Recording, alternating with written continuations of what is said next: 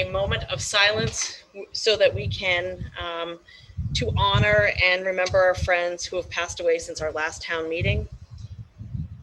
This morning, we are honoring the memory of former town meeting members, former board and committee members, and all those who have served the town. You may now be seated if you are not. So here's the plan for today. My plan is that we are going to go until 1 or 1:30 today and see where we are in terms of the warrant. If we need to take a lunch break, we will take a short lunch break. I'm planning about a half hour at that time, and then we will continue town meeting. I do not expect us to need more than today to finish this warrant. There are only 21 articles, and I know that one of them has already been withdrawn. I am going to endeavor to keep town meeting very much in the way that we do it when we are in person, in terms of reading the title of each article. I'll recognize the sponsor. The sponsor will summarize the article.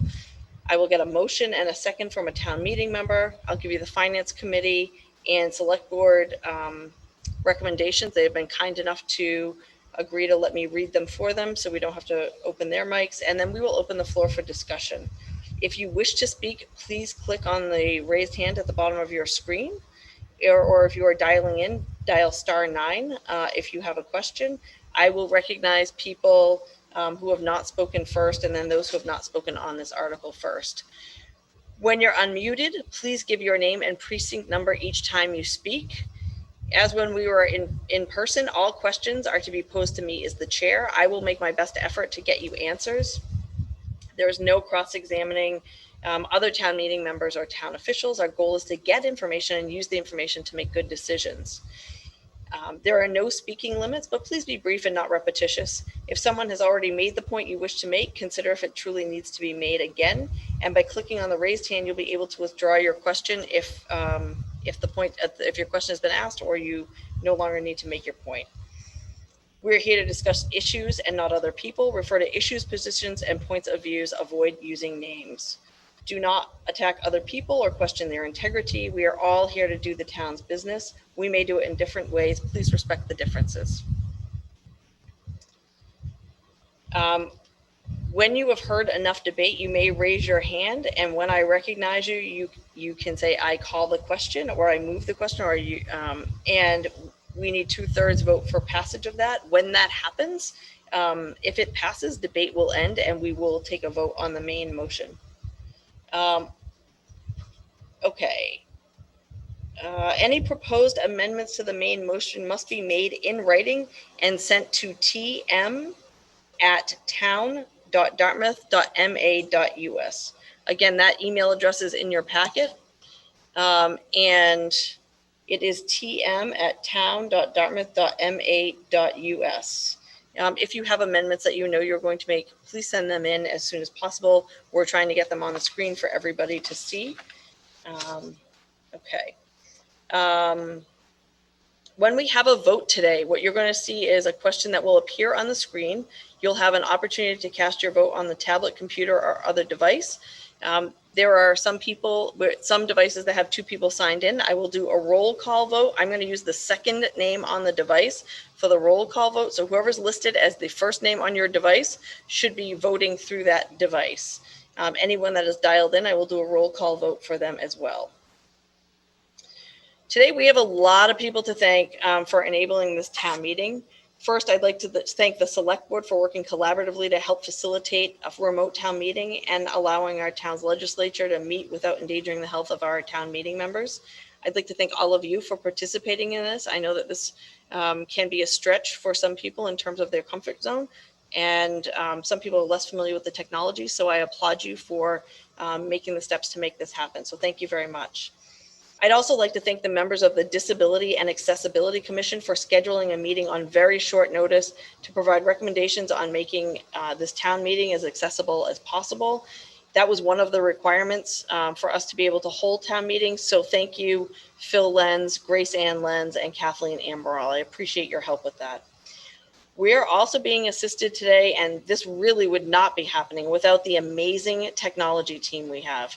This team of people has been critical to our success today. I cannot thank them enough for the time they put into this endeavor, the patience they've exhibited in pulling it all together. They've worked hard to think through the problems that we might have today and to facilitate answering questions for all of you today. So I want to thank from Dartmouth Public Schools, Jonathan Galashaw, Christopher Branco, Tom Faraz, Jesse Martin. From our town computer services, Mike Corville, Tony Souza. From DCTV, Dr. Cynthia Marlin, Peter Chase, Michael Fernandez, Daniel Medeiros, and Michael Muniz. They have been incredible. Okay, so for the record, all appropriations during our annual town meeting are from the levy unless you read or hear otherwise. And so here we're going to move forward with the ground rules for today. I'm going to introduce the people who are sitting next to me on the virtual stage. We have Town Council Anthony Savastano, Assistant Town Council Brian Cruz, Town Clerk Lynn Medeiros, Director of Budget and Finance Gregory Barnes, and Town Administrator Sean McInnes. Next, we have the Select Board Chairperson Stanley Mickelson, Vice Chairperson Frank Gracie, John Herron, David Tattlebaum, and Sean McDonald. Finally, we have the 9 members of the Finance Committee who spend many hours reviewing the various warrant articles and their expected impact on the town and its finances to be able to advise town meeting. They are Teresa Ham, the Chair, Gloria Bancroft, Vice Chair, Louis Garibaldi, Robert Govin, Elizabeth Heide-Cooper, Brian O'Hare, Jeffrey Raymond, Adam Silva, and Janine Simmons. Thank you very much for your hard work. So here we are. We have the preliminary motions. Before we begin, we need to make these preliminary motions. For those, I will turn this over to our Town Council, Anthony Savastano. Well, we're going to do the initial preliminary motion first, Melissa, correct? Yep. Yes, please. Okay. That the meeting approve in accordance with Section 8F of Chapter 92 of the Acts of 2020, the use of Zoom video conference platform for conducting business in the manner that is provided in the warrant. Okay, so we need a vote today to approve the use of Zoom. So will all of the attendees please indicate their vote by here we go. Here's the vote on the screen. Please indicate your vote on the screen, and I'll give you a warning when we're going to end polling.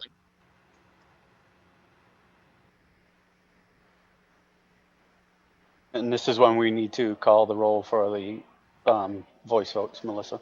Thank you for highlighting that. Yep. Okay, so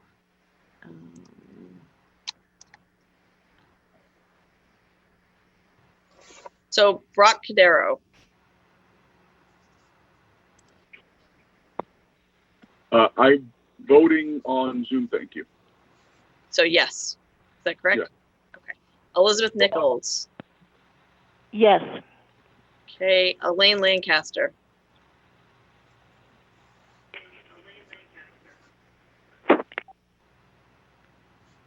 Elaine?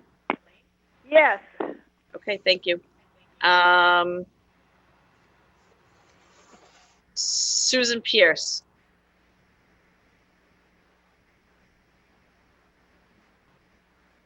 You need to unmute your line, please.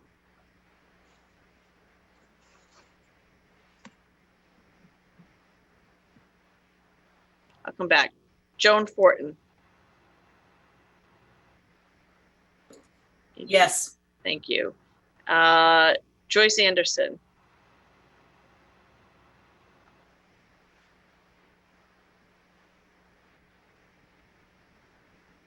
Sorry, you're gonna have to unmute Mrs. Anderson. Yeah. Yes. Thank you. Leonora Thomas. Yes. Jean Nesto. Yes. Joe Toomey. Yes. Ben Waite.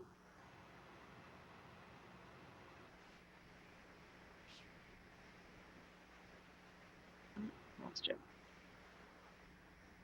Hold on. Luis Pereira. Melissa, can I interrupt? How many voice ones are you doing? Yes. I'm doing, I understand, but I need to let everybody vote. Anthony, is that what you're saying? Yeah. Okay. Brian's going to have to handle the introductory motions. I'll be back in about 10 minutes or Okay. so. Thank you. Yep.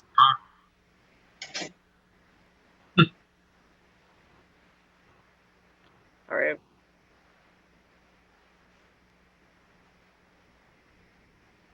If you are a voice vote,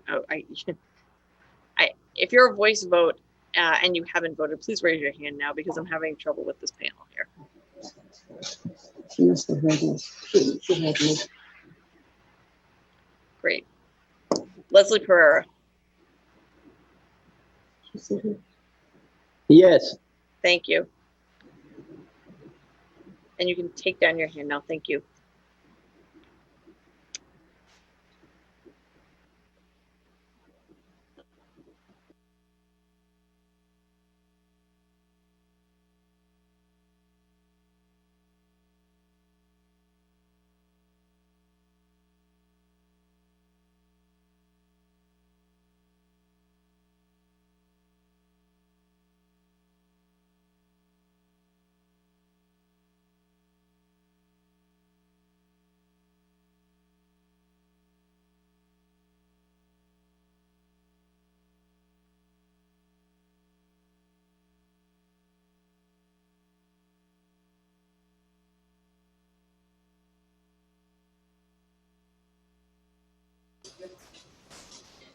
Okay, Linda Garibaldi.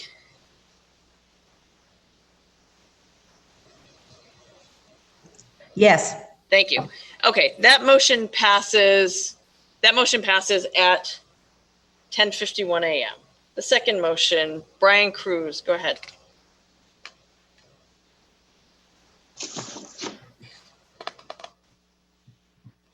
Brian, could you, I think you're, I can hear you, yeah. Yep. That the meeting note the correct call of the warrant and the lawful posting and return of service thereon.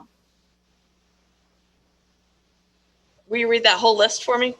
Yeah, I just want to make sure everyone's hearing me. Yep. That the moderator is hereby relieved from reading each article in its entirety and is allowed to refer to them by title and number. That any motion to amend Schedule A by increasing a line item must include a reduction of the same amount from another line item. That the moderator is hereby allowed to take up action on any of the several articles out of numerical sequence as she may determine. And that a teller count need not be taken on motions requiring 2/3, 4/5, or 9/10 vote, and that the moderator may declare whether the motion passes or fails. Thank you. And are we going to put that up on the screen?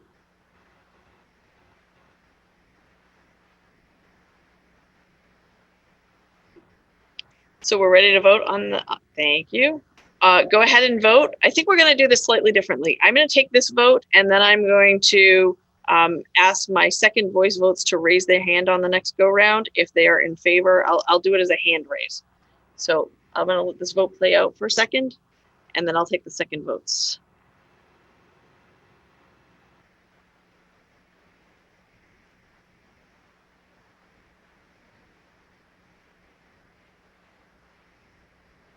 Okay. So I am going to close the polling on the screen. If you are the second person on your device and you are in favor of this motion, please indicate by raising your hand.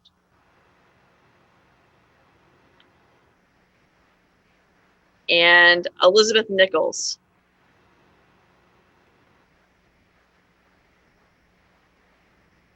You guys gonna unmute her? Yeah. Elizabeth Nichols.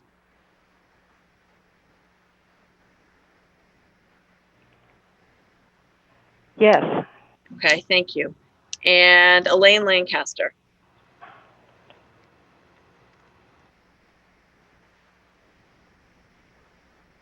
Okay, I'm closing the voting. If you are the second person and you have not raised your hand, I'm closing the voting now. And Elizabeth, Elaine Lancaster. Get hers. And Elizabeth Nichols, sorry. Okay, this motion carries at 10:54 a.m. Article 1.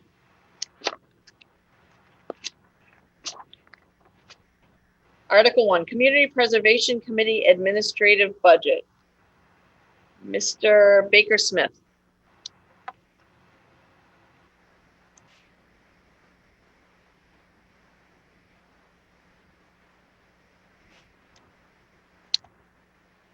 Can we unmute Mr. Baker Smith, please?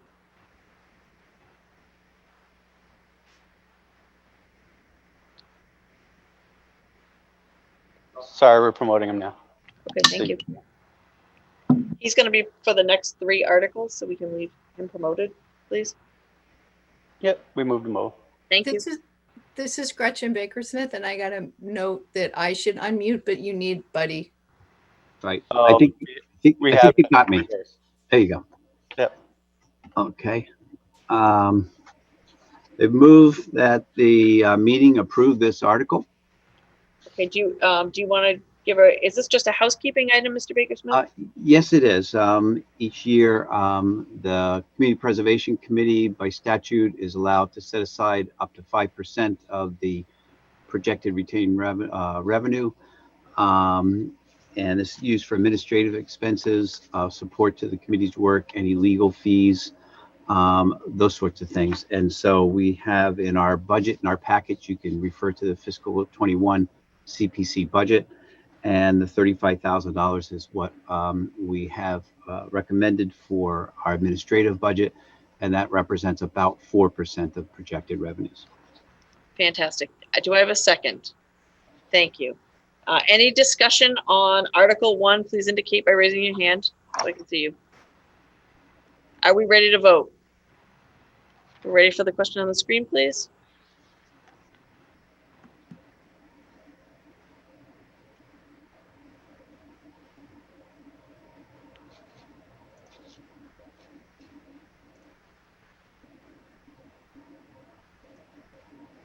Yep, if you're the second person on your laptop, please indicate a yes vote by raising your hand now.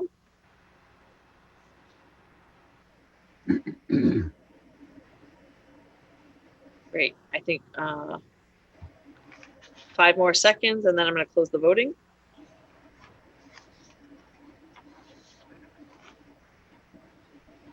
Great, Article 1 passes at 10:56. Article 2, Community Preservation Committee, Upon-a-Gansett Playground renovation. Yes, this is a project proposal that we're recommending town meeting support. It's the amount of $200,000 of community preservation funds. The total cost of the project is approximately $400,000, the balance of which would be in the capital improvement, which is an article later in the town meeting warrant. This article or this project would replace the playground equipment in Upon-a-Gansett Park. The equipment has exceeded its life expected life expectancy, and all the equipment will be replaced over the course of time. The other thing is safety standards and accessibility requirements evolve. So the replacement of all the equipment is timely because it will also bring the equipment up to the current safety and accessibility standards. So I move that the meeting approve this article. Okay, do I have a second?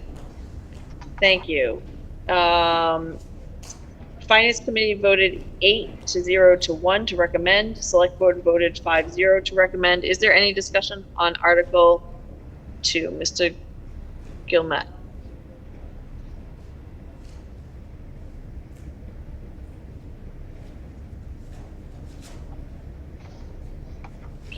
Mr. Gilmet, go ahead. Yep. Is this going to increase taxes? Is this going to increase taxes, Mr. Baker Smith? No, it will not. The CPA surcharge has not changed. This is based on surcharge revenue that is available for the CPA or CPC budget. So this will not increase any taxes. Okay. Okay, great question. Any other questions on Article 2, or are we ready to vote? Okay, we're ready to vote on, Mr. Gilmet, do you have another question? Nope, okay, we're ready to vote. Again, if you're the second person on your tablet and you wish to vote in favor of Article 2, please raise your hand now.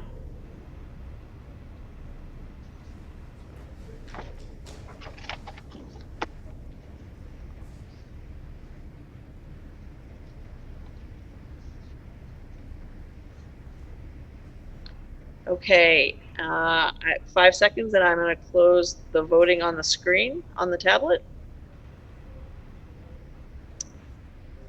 Okay.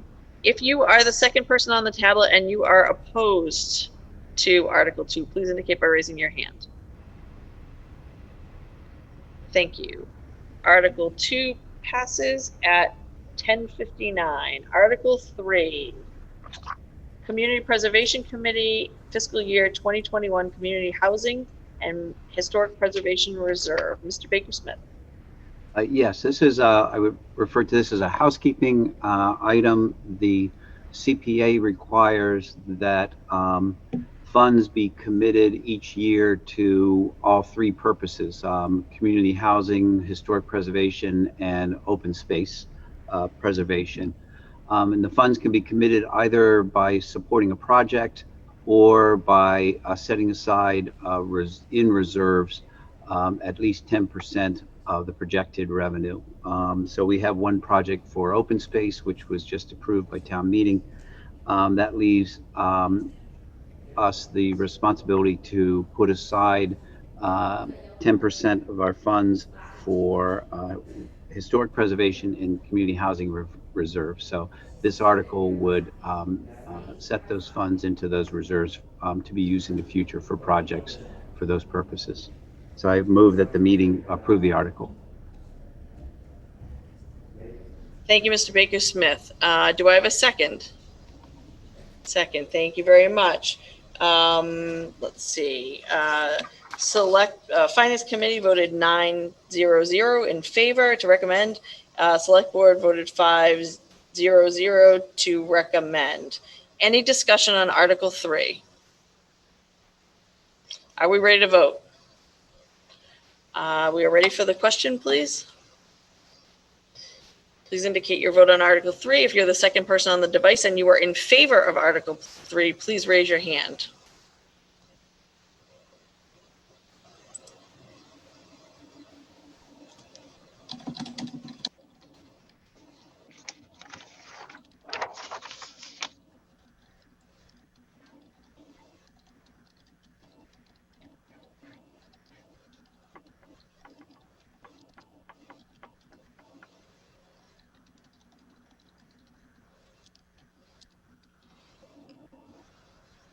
Great.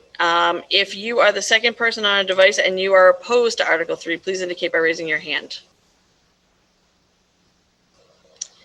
Fine. Article 3 passes at 11:02. Article 4. Article 4 is appropriation from cemetery sale of lot fund. Mr. Barnes. Yes, this is mainly a housekeeping article. It allows us to take monies out of the receipts reserved for appropriation for the cemetery. That comes from sale of lots. We currently have $60,647 in that, and we're proposing to take $2,000, which will go toward certain fees related to cemetery software and a few other small items. Great. So I need a motion from Mr. Mickelson, I believe is the mover.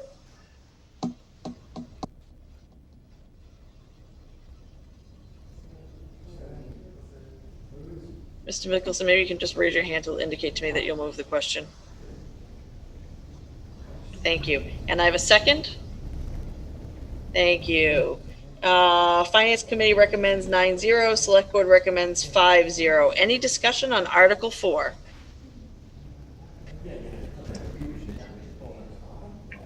I'm sorry. If you had a question on Article 4, please raise your hand again because I need to clear it. Mrs. Moore.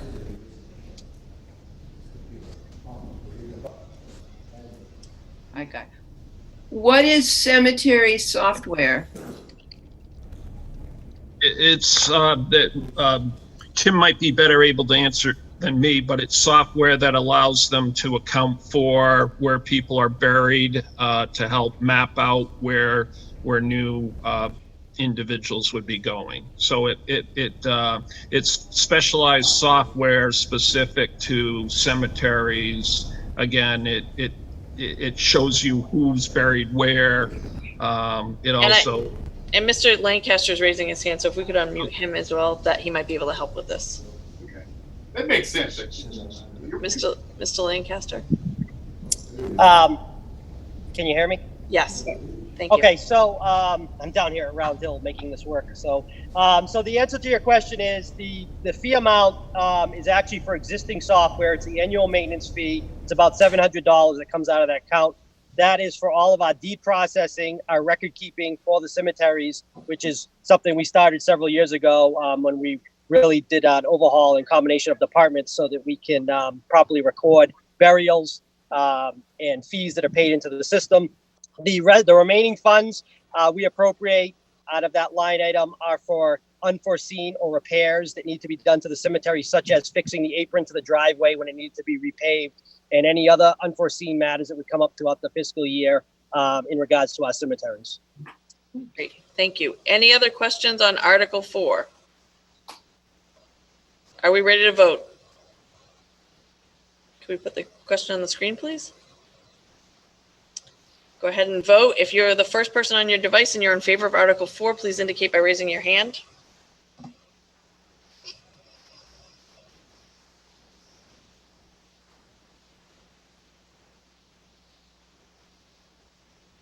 Okay, 5 more seconds to the voting on the screen. For the hand raises, if you are the second person on your device and you are opposed to Article 4, please indicate by raising your hand.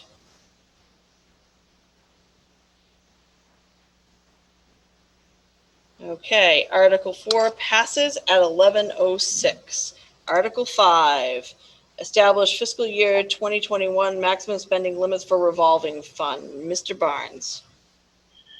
There are 3 revolving funds, the cemetery revolving fund, the rec and park revolving fund, and the library revolving fund for loss damage items. What this will do is it will allow us to spend up to a certain amount out of those revolving funds for expenditures related to those revolving funds. If there is not sufficient money in the account to go up to the limit, you cannot spend more than what is in the account. So currently the balances or as of last look was about $38,310 in the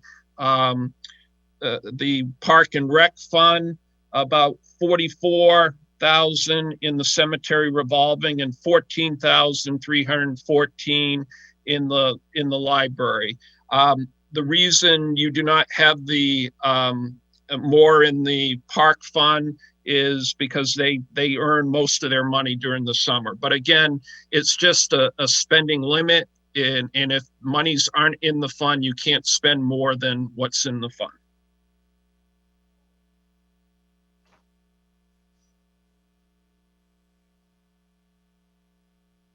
Hello?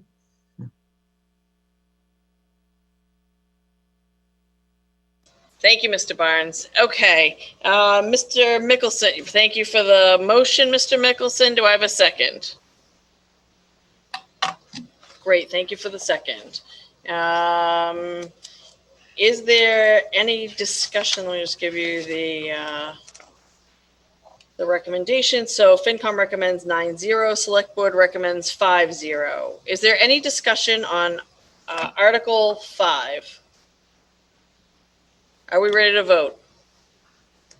Please put up the question. Okay. If you are in favor of Article 5, please indicate by raising your hand. If you're the second person on a device, please indicate by raising your hand. If you are on the phone, the way you can vote is *9. So if you are on the phone and you are in favor of Article 5, please indicate by *9. And then we won't have to open the phone line every time. Thank you. And we'll lower your hand at the end. So 5 more seconds for the voting poll on the screen. Great. I'm going to lower your hands for those who were in favor. If you are opposed to Article 9 and you're the second person on a device, please indicate by Article 5, please indicate by raising your hand or by pressing *9 if you're dialing in. Great. Article 5 passes at 11:09. Article 6. Acceptance of Capital Planning Committee report and funding for fiscal year 2021 capital plan. Mr. Barnes. This article will fund the capital budget for the spring. As you know, we typically have a capital budget also in the fall where we use surplus revenue that's been certified in September and other expenditures. Typically in the spring, we fund all the, or attempt to fund all the enterprise related expenditures. And for that reason, we're funding a total of $5,564,857, of which $3.5 million of that comes from enterprise funds. So the majority of this is coming from enterprise funds. It includes a number of critical items in terms of for sewer and water. Part of the one of them includes $1 million for borrowing, again, enterprise related. It should be stated in terms of the school side of things, we targeted projects that were focused on stuff that could be done during the summer. We don't know what's going to happen in the fall, but in any case, there are many projects you can't do during the fall because of the schools being open. It should be stressed that we have a lot of uncertainty on our budget right now in terms of what's going to happen in the fall. If it turns out that there are very adverse consequences in terms of state and local receipts, we will tail back our capital accordingly. But understand the monies you're using now, they're coming from enterprise, which is pretty secure revenues, plus the surplus revenue comes from a year ago.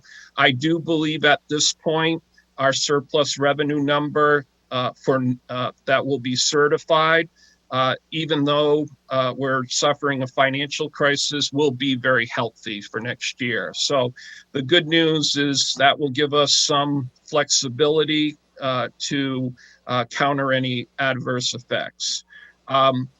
I'm not going to go into great detail on the projects because you have a 3-page handout as part of your town meeting packet. I'm sure you've all read it, and it goes into great detail about each project.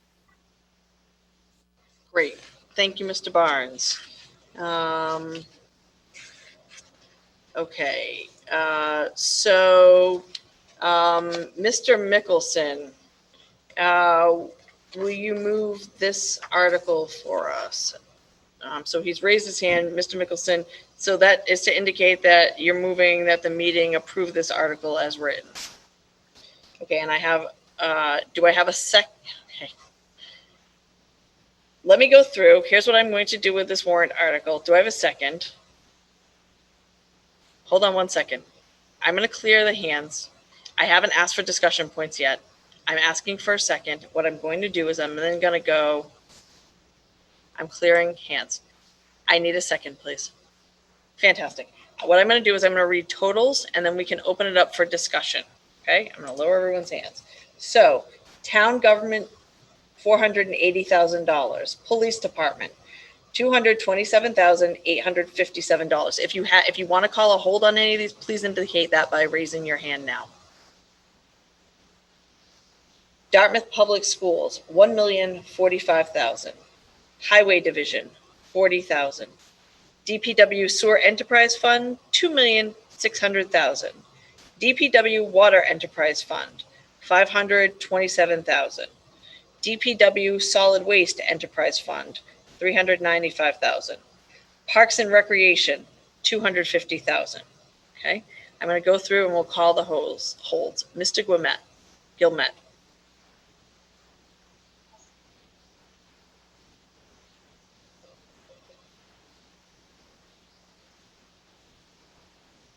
Mr. Gilmet, can we unmute him? We unmuted him. He has to Okay, unmute himself you now. have to need to unmute yourself, Mr. Gilmet, on your side, please. Okay. Thank you. Go ahead with your question. What? With Where did, all Corona, do you have me? I do, but I don't know what you've called the hold on. It's got to do with the school technology and infrastructure, or basically everything on the school department. Okay. Basically, with this coronavirus situation, is this going to be re-bidded out because everybody is pretty much disarray as far as this. This was probably done prior to this coronavirus, and I'm sure you're going to probably get better deals on estimates and quotes. Read the quotes on it, on like the technology, try to get a better price than like 200,000. So I'm having trouble hearing you, so I don't know if you can speak up or be closer. I understand that you have a question on the Dartmouth Public Schools line items, and I know that has to do with relating to the coronavirus and infrastructure. I'm sorry I didn't get the rest of it. Okay. I was wondering if they should do a rebid since we have the coronavirus. A rebate? Is that what you're asking for? Is that? A rebate? Rebid because of the coronavirus situation. You probably get better prices now than when you did this bid. So you're wondering if the price of some of these items have gone down with the coronavirus, and maybe they should be looking at buying it at a better price. Mr. Barnes, maybe you can address that. Yeah, these are budgeted items, so these aren't based on. Typically, these numbers are based on quotes, and once town meeting has approved these amounts, they will then go out to bid. So again, these are not actually procured yet. The typically we first get the money and then we do the procurement after. In the case of technology, a lot of those are purchased off the state bid or collaborative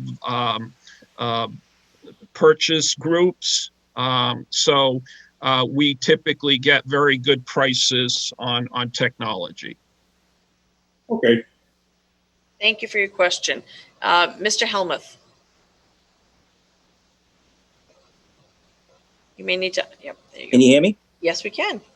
I hope this ain't a stupid question. So at one time in the paper, I read that a Proposition 2.5 override may be needed to cover town employee benefits. And then I see in a lot of these funding sources, surplus revenue.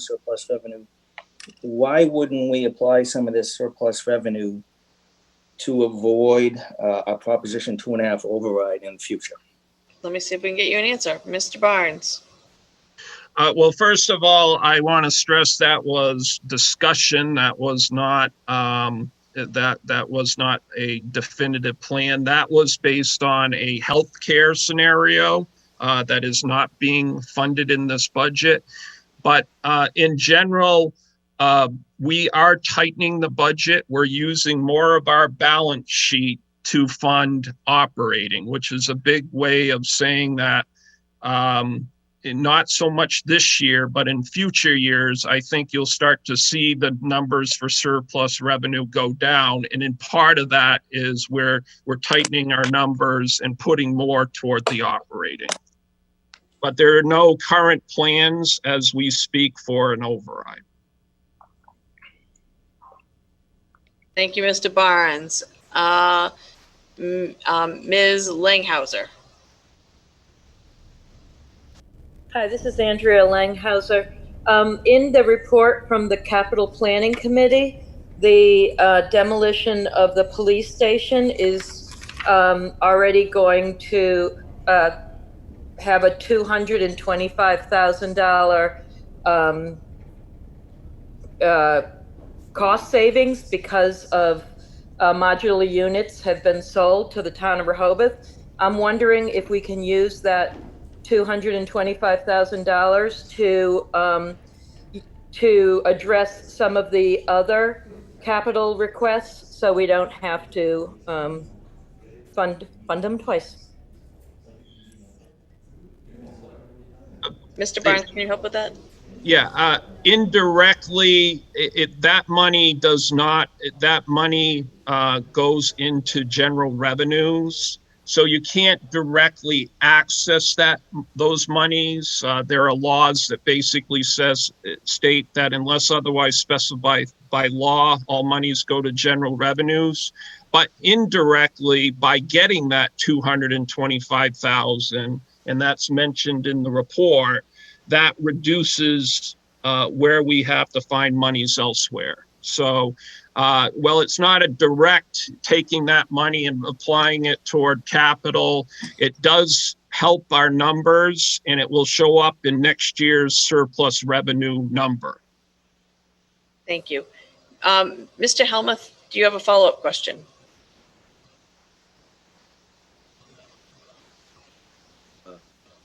Hi, real quick, again, on the demolition of the police station. Sure. I didn't know what the end game was. I apologize if I didn't see a select board meeting, but why is the town in the business of demolishing a building when we could sell the building to someone and have the buyer do that task? Mr. Barnes, do you have it, or Mr. McGinnis? Sean may want to I can speak to that. So we have a police building reuse committee that has been active the last year, evaluating options for the building, and evaluating the building and the property, the value of the building for an outside entity to come in to purchase it. The expense to, you can see, to demolish the building would not be worth it the while for them financially. So it was determined that the property had more value to the town, not for sale, but just use, with the building removed. And I think it was the committee had looked at many options about what to do with the building. None of the options were potential reuse. Ultimately, the decision is in the select board's hands as to what to do with the building, but we're funding this now in capital, and then we'll be presenting to the select board, the next few months for them to decide what to do. Thank you. Any further questions on Article 6? Ms. Guiducci? I think you might need to unmute at your end. Yes. There you go. I had a question about the art equipment replacement. I know that the synopsis given by the capital planning committee was that they needed updating of equipment, but they also mentioned the fact that the stainless steel tank that I guess they use for possibly developing in the dark room, that it was currently leaking. And my question was, why have they not considered having that leak repaired? Meaning, why wouldn't they just have that leak taken care of by having it welded?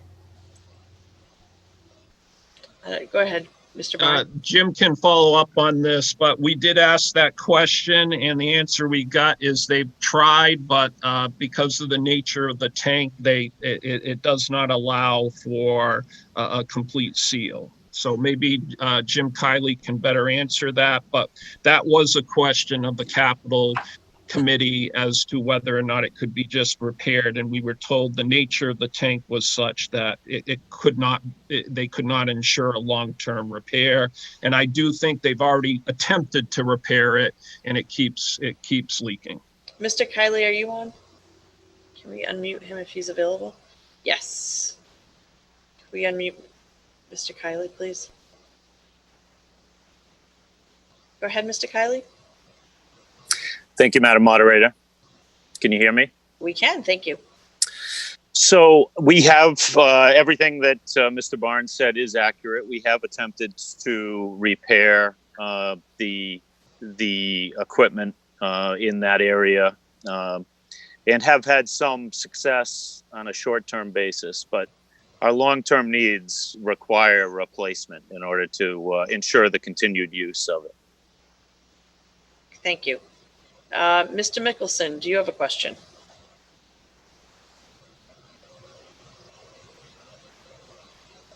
Go ahead, Mr. Mickelson. I'm sorry, can you hear me now? We can. I was under the impression that I need to read some of these, articles. Specifically, You do not. Mr. Barnes told me to read Article 8, read Article 17. Yeah, but we're on Article 6, Dan. I understand that. But I Okay. wasn't even, okay. When I get to 8, we'll get you. Miss Just want to make sure I Guiducci. have that. Thank you. Thank you. Ms. Guiducci, do you have a follow-up question?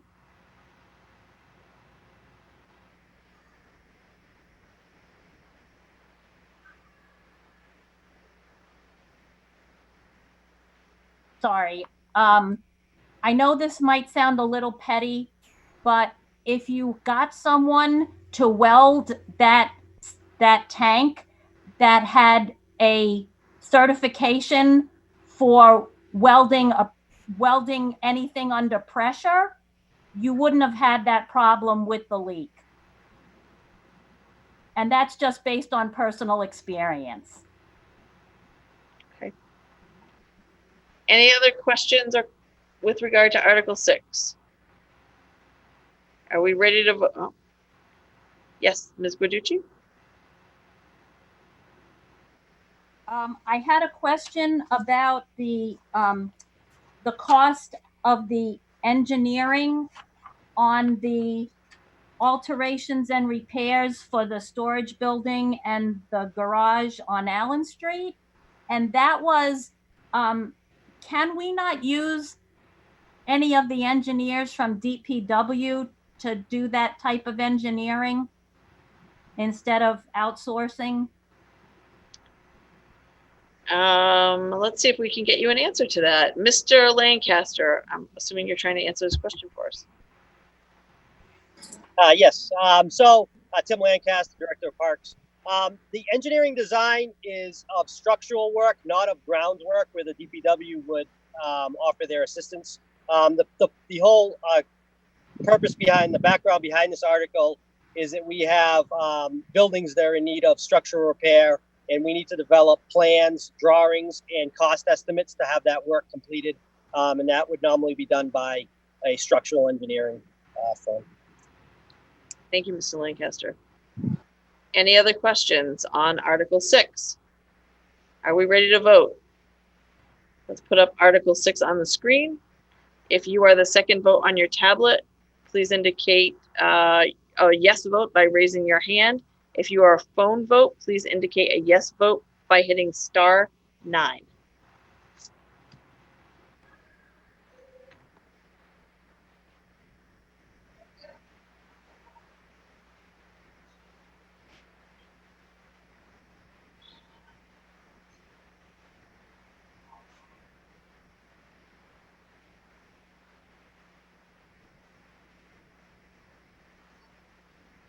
If okay, I'm going to close the voting on the screen in 5 seconds.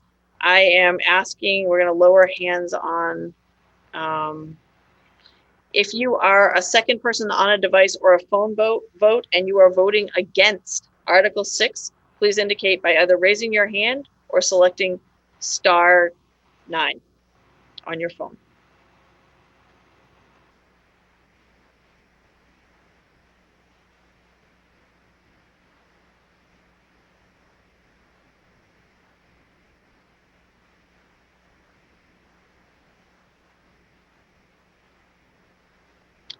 Article 6 passes at 11:28.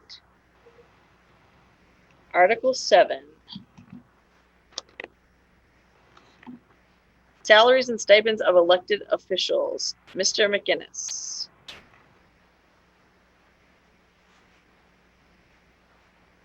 I thought.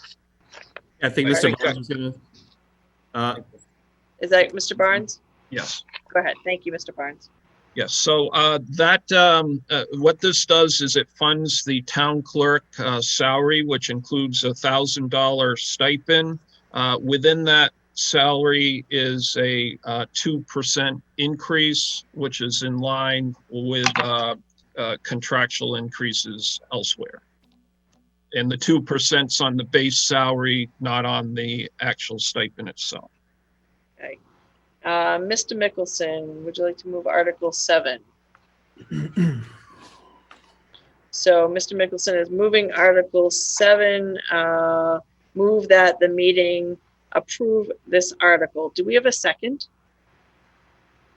Thank you for the second. Finance Committee recommendation 9-0, Select Board recommendation 5-0. Any discussion on Article 7? Mr. McDonald?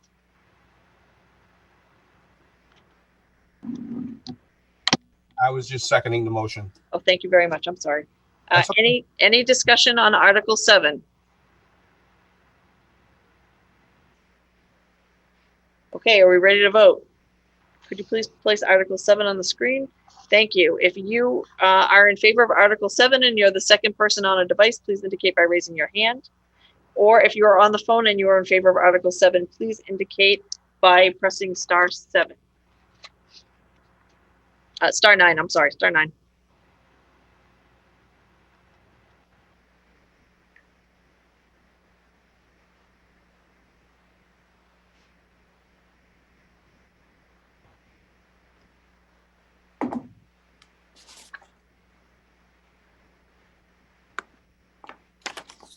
Okay, if you are opposed to,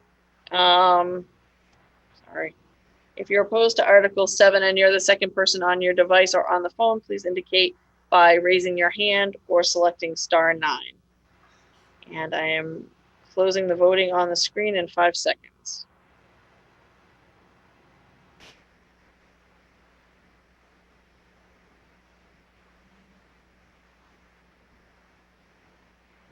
Okay, Article 7 passes at 11:31. Article 8 is the budget. So we're going to move on to Schedule A. And like in previous years, what I'm going to do is I'm going to read the line items, and you may call out a hold or raise your hand for a hold, and we will clear holds as we go through the budget. I know I have one amendment, so when we go through the budget, I will recognize that person. So we are going to go with the budget recommendations. Okay, so Mr. Barnes, do you have anything that you'd like to say on this before we start? This is Sean to speak on, but we vote on the totals for each budget. So for example, town meeting, we vote on the total, the 3,400, the select board, we vote on the 401, so on. Yes. Within this, I will say something and then Sean can chime in. Within this budget, the town currently has a hiring freeze. That is in anticipation of the fact that we are uncertain in our revenue for this upcoming year. So this budget does not currently provide for any increases in staffing. Should there be a need in the fall, whether to decrease the budget further, or alternatively, I'm not expecting it to be able to restore some of what originally was being considered, the town reserves the right to do that. Currently, the fiscal picture for fiscal 21 is uncertain. The good news, though, is the town has, in its budget planning, prepared for downturns, and as such has some fiscal flexibility in the budget that gives us options that a town that did not prepare would not have. So we're still waiting for state numbers. We're still waiting for local receipt numbers. We are planning from everything from a level funded revenue scenario to a 20% cutback, not including tax levy.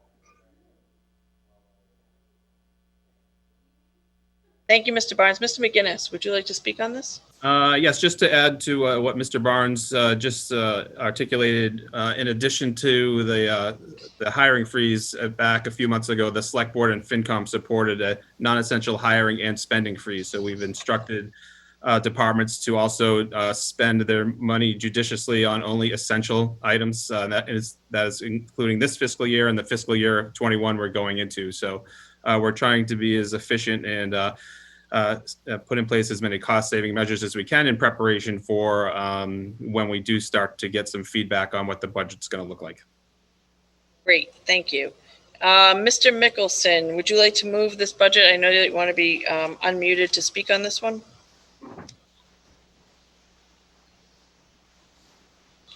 Go ahead, Mr. Mickelson. Okay, moved that the town appropriate $91,055,589 from various funding sources, $86,001,864 from the tax levy, $1,168,829 from the water enterprise fund, $1,094,135 from the sewer enterprise fund, $305,555 from the solid waste enterprise fund, $58,457 from the waterways management enterprise fund, $135,554 from the Dartmouth Cable Enterprise Fund, $35,401 from the Senior Social Day Trust Fund, $255,794 from other financing sources for the purpose of funding expenses, charges, outlays, including salary and compensation of all elected and appointed officers of the town, and payment of debt and interest of various town departments for the ensuing 2021 fiscal year, all as printed in the Schedule A to the warrant. Thank you. Fantastic. Do I have a second, please? Thank you for this. I need a second. Thank you for the second. I'm going to go ahead and read through these totals. If you have a question and you would like to call out a hold, please indicate by raising your hand or *9 if you are calling in. Okay, so let's get started. Town meeting, $3,400. Moderator, $0. Select board, $321,240. For a total of $401,874. Finance committee, $434,763. Town accountant, $144,832. Assessor's office, $311,711. Director of budget and finance, $443,074. Town collector, $367,661. Legal, $477,410. Personnel department, $132,043. Computer services, $495,814. Town clerk, $217,958. Election registration, $127,264. Conservation Commission, $135,408. Planning Board, $145,582. Board of Appeals, $48,512. Community Development Department, formerly known as Grants, $102,715. Facility and Vehicle Maintenance, Town Hall and other buildings, $431,563. Vacant building maintenance, $19,300. Solar net metering credits, $125,798. Communications, $76,000 for a total of general government of $4,642,782. Public safety, police department, $7,503,000. $1,272. Ambulance contract is zero. Building department, $376,157. Sealer of weights and measures, $1,515. Emergency management agency, $17,700. Animal control, $163,236. Natural resources, $24,860, for a total in public safety of $8,086,740. Schools, Dartmouth Public Schools, $45,626,275. Greater New Bedford Regional Vocational Technical High School, $5,317,518. Bristol County Agricultural High School, $65,000, for a total of $51,008,793. Public Works, Department of Public Works salaries, $2,590,899. Department of Public Works expense, $869,221. Streetlights expense, $65,000. Traffic lights, $8,000. Regional Refuse Management District assessment, zero, for a total public works budget of $3,533,120. Community Services, Board of Health, $362,900. Council on Aging, $314,740. Youth Commission, $2,500. Veterans Department, $599,750. Libraries, $1,266,381. Recreation Department, zero. Park Commission, $339,817. DCTV, zero. Historic Commission, $250, for a total community services budget of $2,886,338. Debt service, maturing debt, $3,527,000. Interest on debt, $1,649,985, for a total debt service of $5,176,985. Employee benefits, pension and retirement, $5,597,652. Workers' compensation, $425,000. Unemployment compensation, $85,000. Health and life insurance, $7,450,546. Let me say that again, $7,450,546. Medicaid payroll tax, $787,500. Police medical disability, $225,000. Other employee benefits, $169,587, for a total employee benefits of $14,740,285. Property and liability insurance, $980,546, for a grand total of $91,055,598. So I'm going to go back and let's start to clear the holds. Mr. Dabney. You hear me? I can.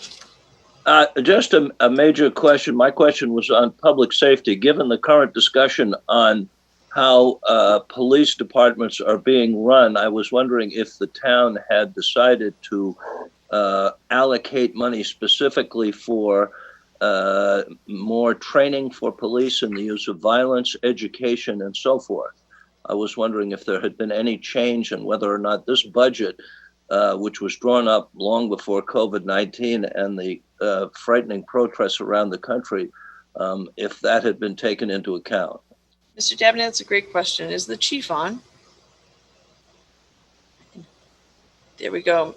Chief Levesque, would you be willing to address that, please?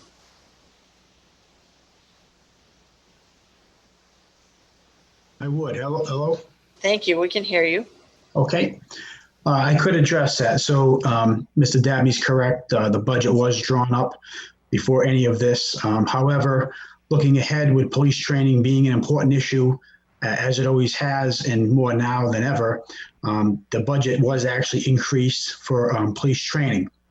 We'll be looking ahead for further guidance to see what needs to be done to further enhance that. And I think that would be reflected in next year's budget. Thank you. Mr.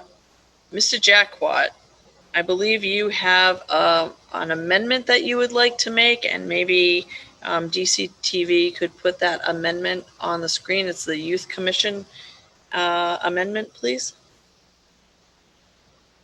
And Mr. Jackwat, when you're ready to speak, feel free to go ahead.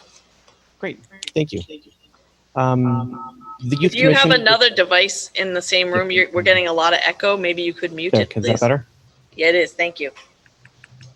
All right, thanks. Sure. We at the Youth Commission would like to move that the Youth Commission actually be funded fully with the reinstatement of another youth advocate, and that those funds would come from the reserve fund. As many of you know, in town, we've been without a youth advocate now for 1.5 years. We have been working along with the select board to be able to redefine the position. We've come up with a new job description for that. We've worked extensively with the Department of Schools, along with the police department, and held numerous community meetings and had community input for that.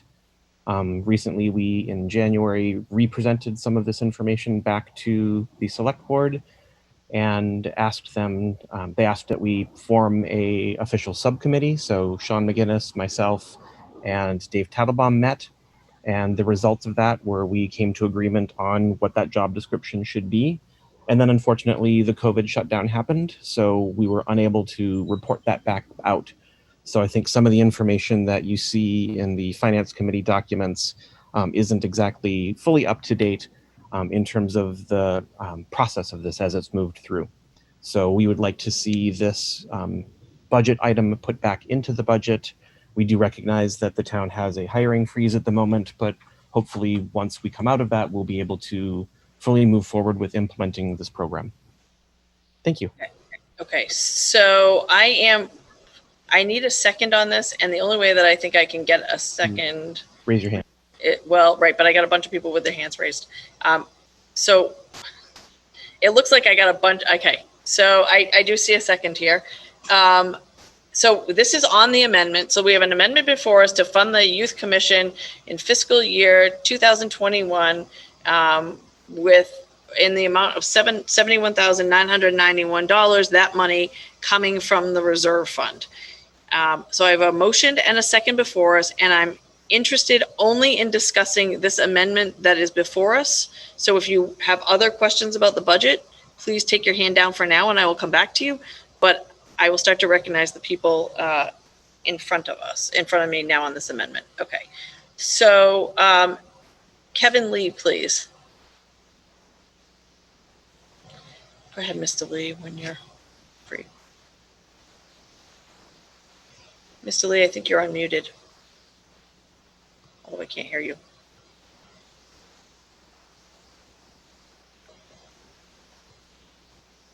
Yes, Mr. Lee, go ahead.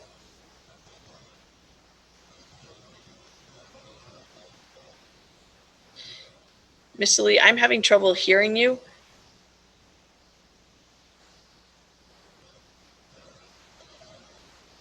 What I think might make sense is if I go to the next person and I will come back to you. Maybe you may need to call into the technical assistance line to see if they might be able to help you. So I'm going to go to Ms. Stone next, please.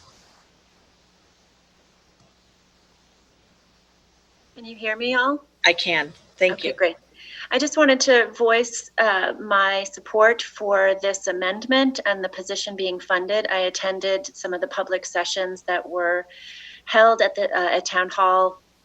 I would hate to see our COVID experience just derail the importance and the funding of this position.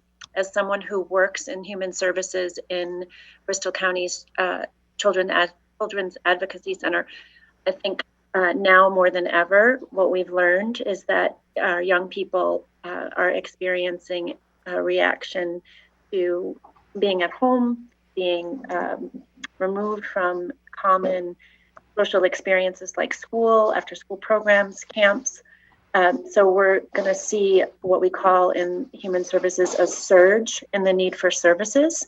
And so the youth advocate position is going to be ever more important. Thank you, Mrs. Stone. Ms. Ham.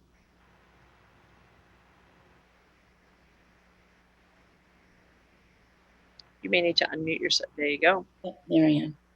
Thank you for calling on me. I want to address two things. One, the decision at the Finance Committee was not because of a lack of information, although it sounds like the Youth Commission may have wanted to present.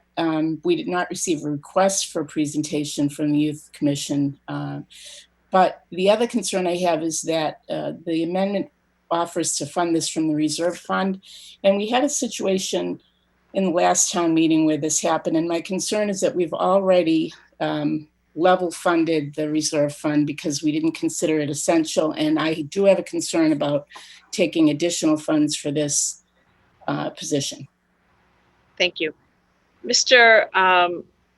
Barnes, I know you had some information on that. And yes, so what happens is, I was actually going to clarify this. You're taking this not from the reserve fund that's appropriated, but from the account for next year. So for next year, it's budgeted $434,763.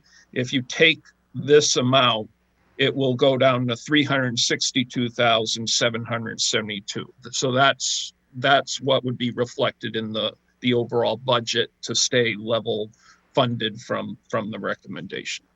okay. Let me try Mr. Lee again. Go ahead, Mr. Lee.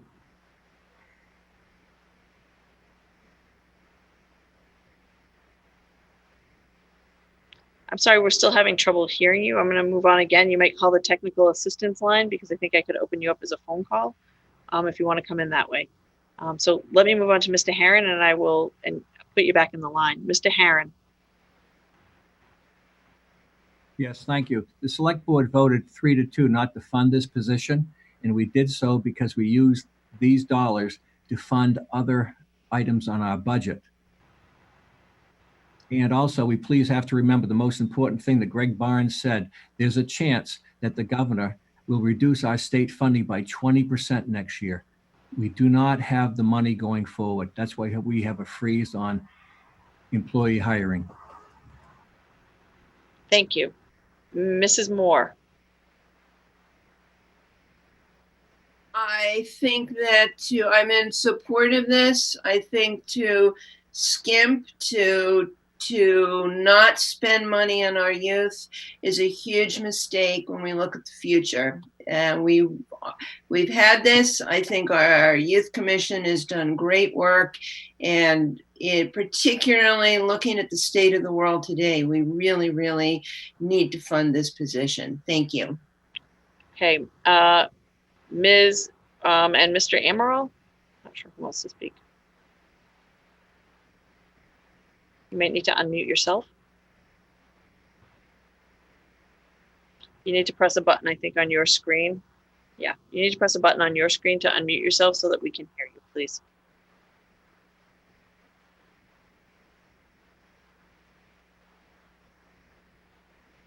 You're still going to have to press a button. Yes. There you go. Okay, great. Thank you.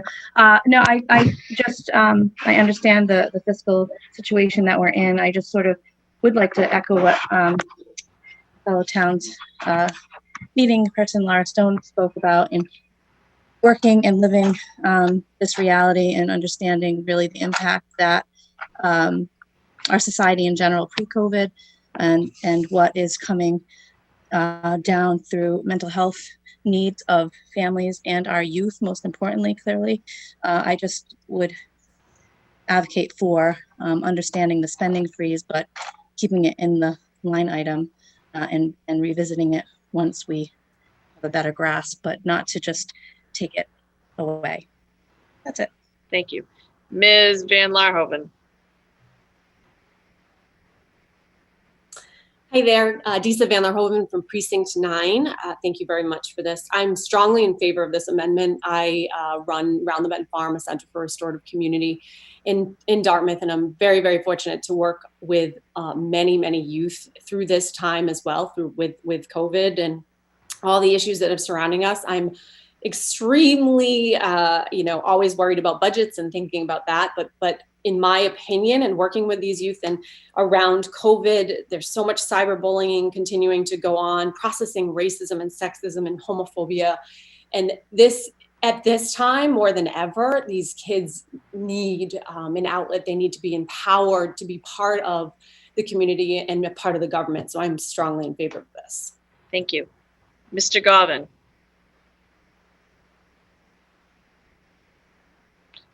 You might need to unmute yourself, Mr. Govin.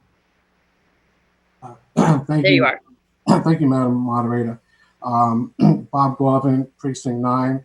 I wrote the dissenting opinion to the Finance Committee on this, and when I looked at it, this position has been vacant for a year and a half, and if we don't hire anybody because of hiring freeze, it'll be 2.5 years this position being empty. So I question whether a position that's been empty for 2.5 years is really needed. At a recent select board meeting, the town administrator indicated that this position has not been filled because he discovered when the last youth advocate left and the workload was evaluated, it was determined that the caseload was very, very low. A justification that has not been created as to what tasks or responsibilities is not being effectively covered within Dartmouth with the youth advocate position. Additionally, it has not been determined that the position had a notable, measurable, and positive impact in the past. The select board created a subcommittee to study the possibility of expanding the job description and to create a full workload for the position, but that has not happened. A recent review of neighboring towns' websites found no positions listed as youth advocate. New Bedford doesn't have one, Acushnet, Fairhaven, Mattapoisett, and Westport.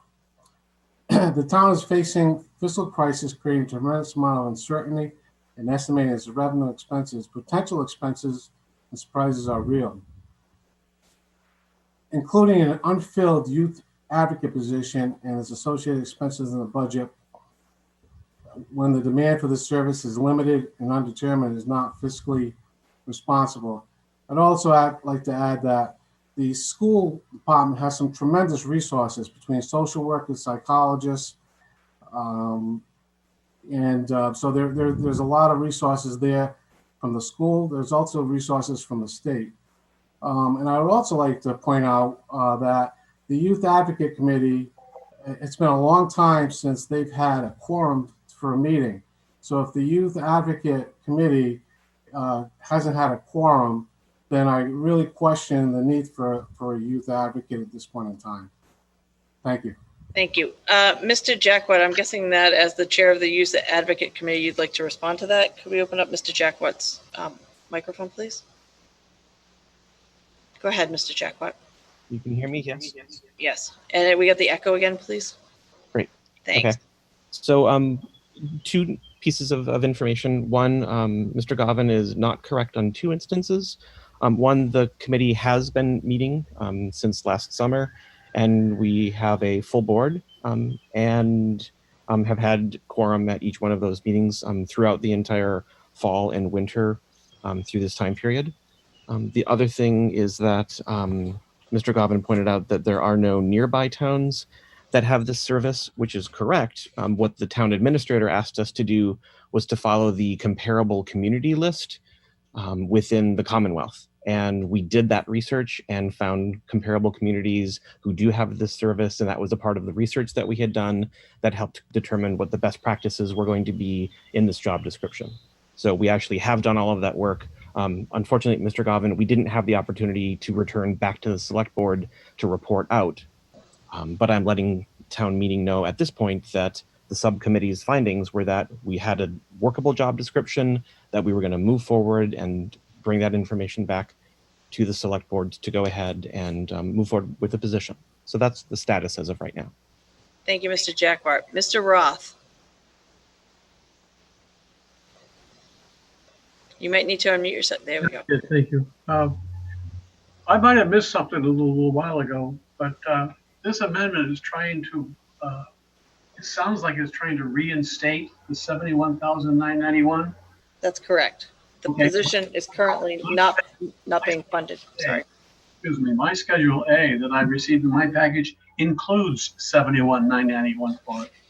So that's the Finance Committee recommended budget, and there was.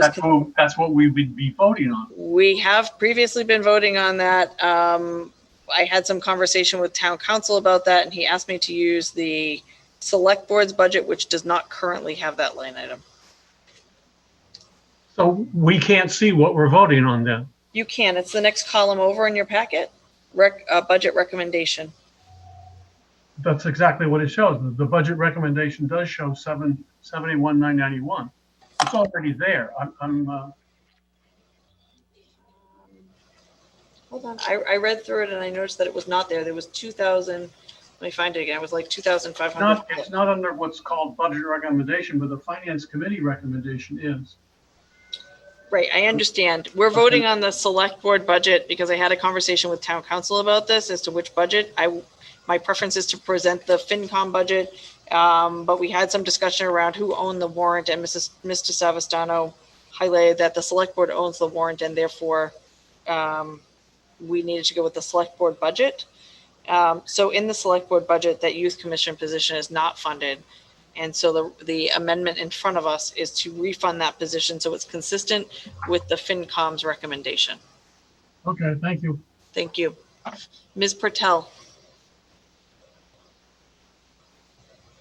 You might need to unmute yourself, Ms. Pertel. Thank you. Thank you. Gina Pertel, Precinct 5. And I am in favor of the youth advocate position.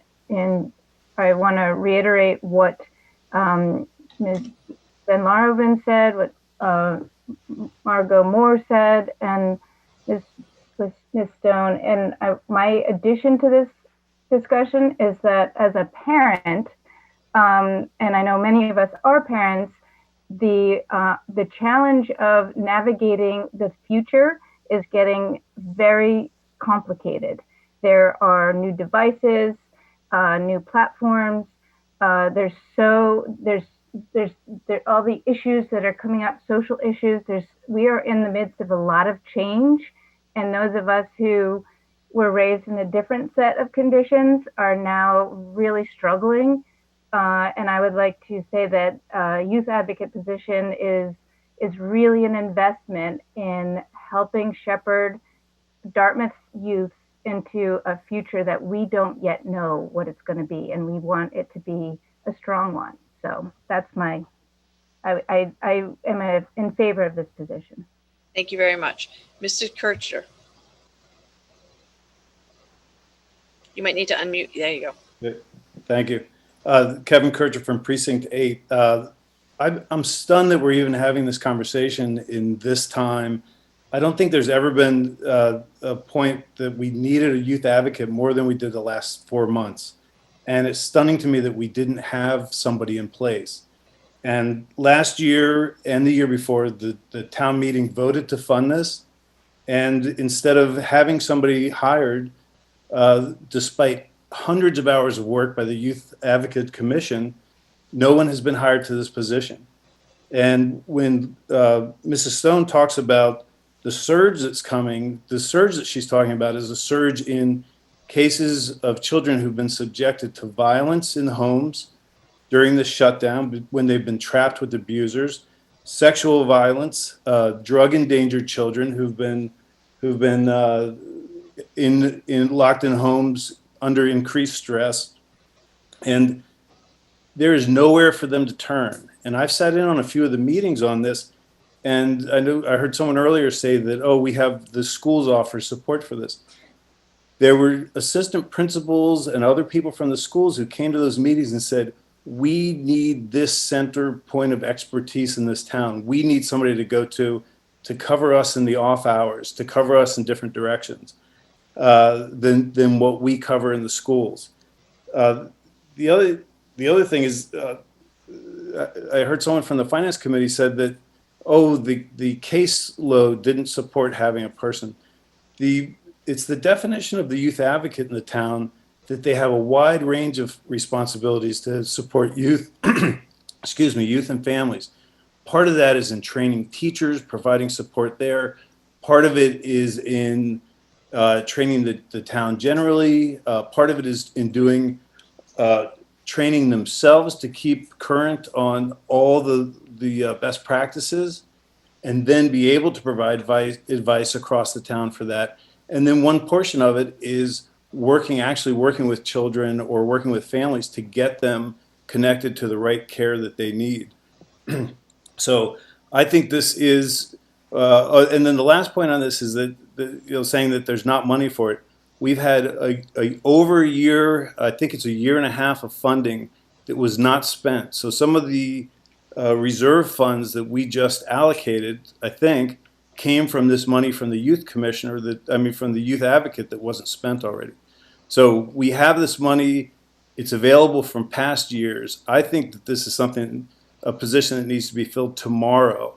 We can't, it should be funded today by us, and it should be filled as soon as possible, because the at-risk kids and the at-risk families in the town need this.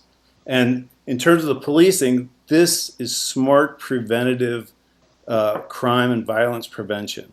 This is exactly the kind of smart non-police intervention that people are talking about doing. So it's not something that's become outdated. It's something that's more important today than it's ever been. And I hope that we will fund this fully and get it staffed as soon as possible. Thank you. Mr. Baker Smith. Hi. Yeah, I'm definitely in support of this amendment. I think I just wanted to add to all that's been said is, one, I don't think this is a budgetary issue. When I look at the budget recommended by the Finance Committee and I look at the budget recommended by Select Board, the Select Board and Finance were really on the same page everywhere but here. There wasn't any particularly, I don't see any evidence of Select Board budget pursuing cost-saving measures in anticipation of a difficult fiscal year ahead. The strategy or approach seems to be level funded wherever it could be possible. So I think we should set aside that this is a financial issue. It really is a stepping away from a commitment to the youth in the community. And the second thing I wanted to say is we should not be confused between the evidence of need versus how the resource was utilized. I think if the position was vacant, if the caseload was low, that's not any indication of whether or not the position is important to the town's youth. It may not have been used wisely, but that's on us. I think it's more important to listen to the voices that have already been raised about the importance to make a commitment to the youth in the community, and particularly at this time. Thank you. Thank you. Kempton Campbell, please. Here you go. Hi, Kempton Campbell, Precinct 8. I just wanted to voice my overwhelming support for this amendment. As someone who is 19 and who is probably one of the youngest members on here, I know there's several other town meeting members in this age group, but I think it is it's my duty to speak for some of the youth in town, as they're my friends and colleagues. I think that in this overwhelming time of racism in this country and overwhelming time of COVID-19, I've been trained as a crisis counselor, and I've been doing that for the past 6 months, and I've seen the overwhelming impact that COVID-19 and being stuck at home has done to the youth of the United States. So I think that providing this youth advocate and funding this youth advocate would be another resource for students and for youth within Dartmouth. And I think that we have the obligation to do better as a town. When we talk about, when the point was made that neighboring towns and websites don't offer positions as youth advocate, I don't think that's necessarily an argument that should be made because we have that obligation to do better. Now, the point was also made that schools as well as the states also provide resources for their youth. I think that in a lot of instances that these youths aren't able to access the resources that are found within schools and within the states. That being said, I really support this amendment, and I think that I think also it would be beneficial if the position of youth advocate, if the tasks and duties that the subcommittee, I think that the tasks should be brought out for other town meeting members. So in other words, I think that all town meeting members should know what the specific duties of the youth advocate would be moving forward. Thank you. Thank you, Mr. Campbell. Mr. Mickelson.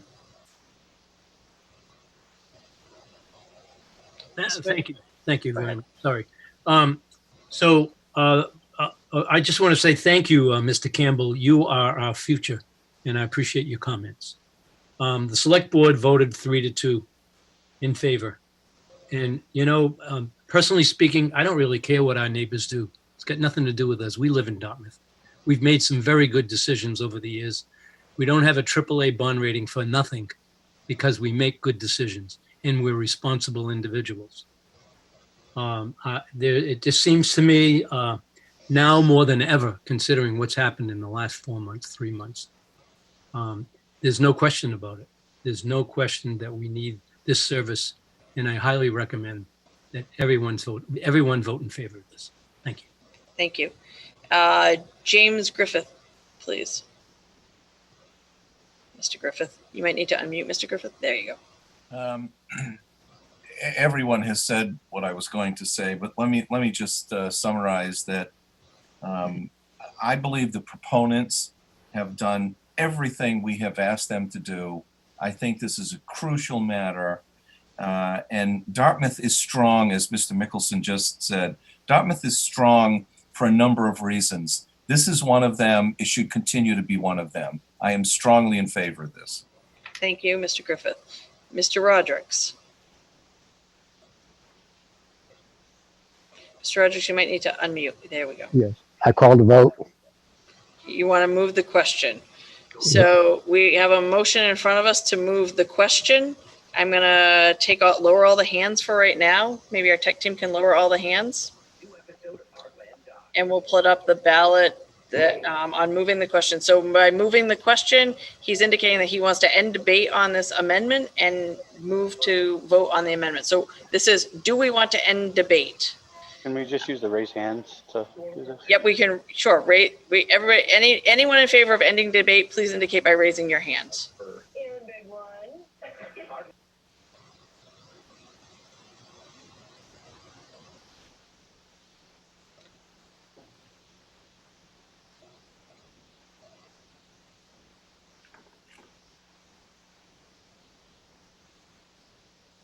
Okay. I'm going to end the voting. So raise your hand if you're in favor of ending debate on this. Don't take your hand down yet. I haven't gotten the count. If you're in favor of ending debate and moving to vote on the amendment, please indicate by raising your hand and just keep it up for right now. Fine. We're going to lower the hands. All in favor of continuing to debate this, please indicate. Wait a minute. Let me lower the hands. I'm lowering everyone's hand. Okay. Now, if you are in favor of continuing to debate this issue, please indicate by raising your hand.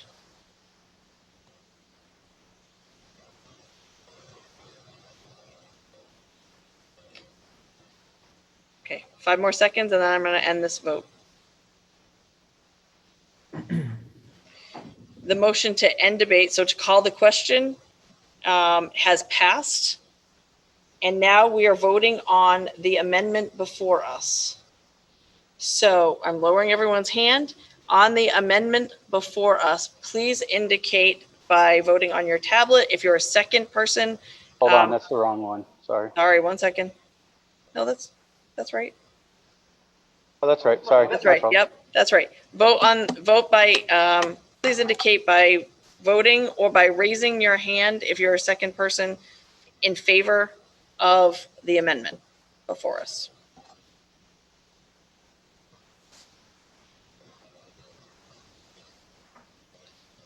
Okay, so I have.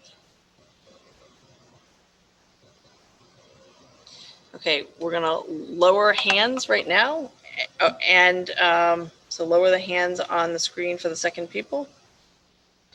If you are opposed to the amendment, please indicate by raising your hand or dialing *9.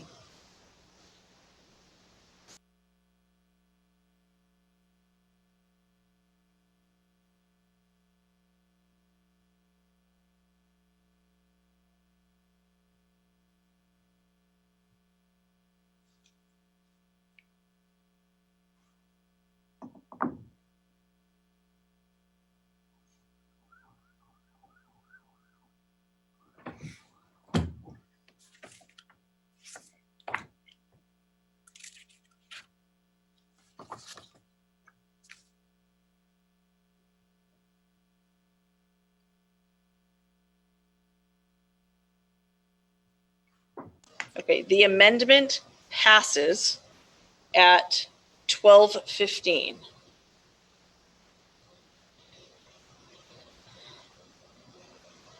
So we're going to lower hands, and I'm going back to taking holds on Article 8. So if you called a hold on Article 8 and there's another line item you would like to discuss, please indicate by raising your hand.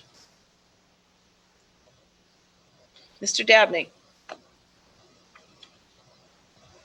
Yes, I'm sorry. I meant to go back and follow up with my original question. I appreciate the chief's response and that it would be in the next budget, but I was wondering what the specific were to address those specific questions as to how they were going to deal with education and training. Great. Let's get you an answer for that. Chief, are you still on? Yes. So the question was, how are we going to deal with training? We do training on a regular basis. We do the required training each year, which is essentially through the MPTC. In addition to that, the town funds a training budget where officers attend specialized training. One of the trainings that would be applicable to what's going on now would be de-escalation training.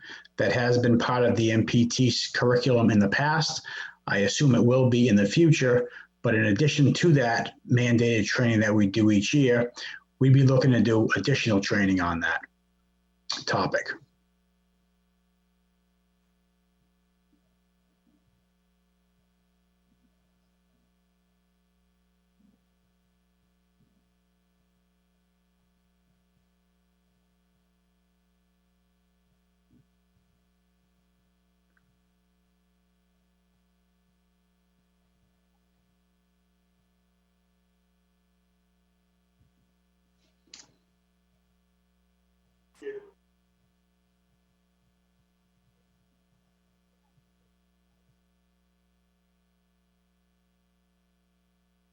Thank you. Ms. Guiducci.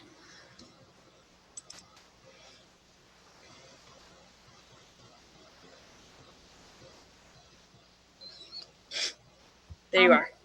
Actually, I have a question for the chief, but I did have a hold that I wanted, another question that I wanted to discuss. Which one do you want me to do first? Why don't we start with the chief just to keep it on the same topic, please? Okay. Is there any incentive for any police officers to take advanced degrees, for example, to address potential issues dealing with mental health? Chief Levesque, go ahead. Yes, there is incentives in place that have been for quite a while now to incentivize officers to go out and pursue additional degrees. Generally, in the past, those degrees needed to be more specific to law enforcement. As of a couple of contracts ago, the town has allowed those degrees to include other topics that are certainly pertinent to what we do, including degrees in psychology and sociology. So to answer your question, yes, the town does incentivize officers pursuing advanced degrees. and we will recognize degrees in psychology and sociology. Great. Ms. Guiducci, did you have another question on another item? Do we, did a school department? Yes. Well, actually, let me do this question first. I had put a hold in relation to clothing allowance, but actually it's all of them, because I wanted to, I decided to take a look at each of them. There are, would you allow me to explain where I'm going with this? I would, and then I may let someone else ask a question and just put you back in line if that's okay. Sure. There are 10 departments that that request items for clothing allowance. And the total of all of those departments requesting clothing allowance is $42,275.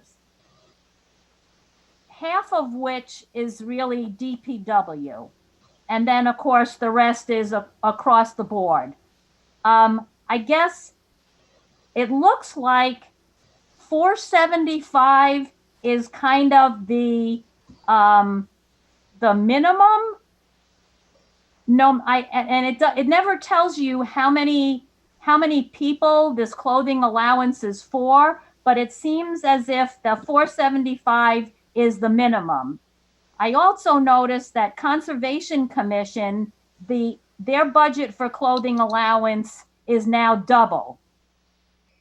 So if there's somebody that can explain this whole clothing allowance to the tune of $40,000+ that would be very helpful.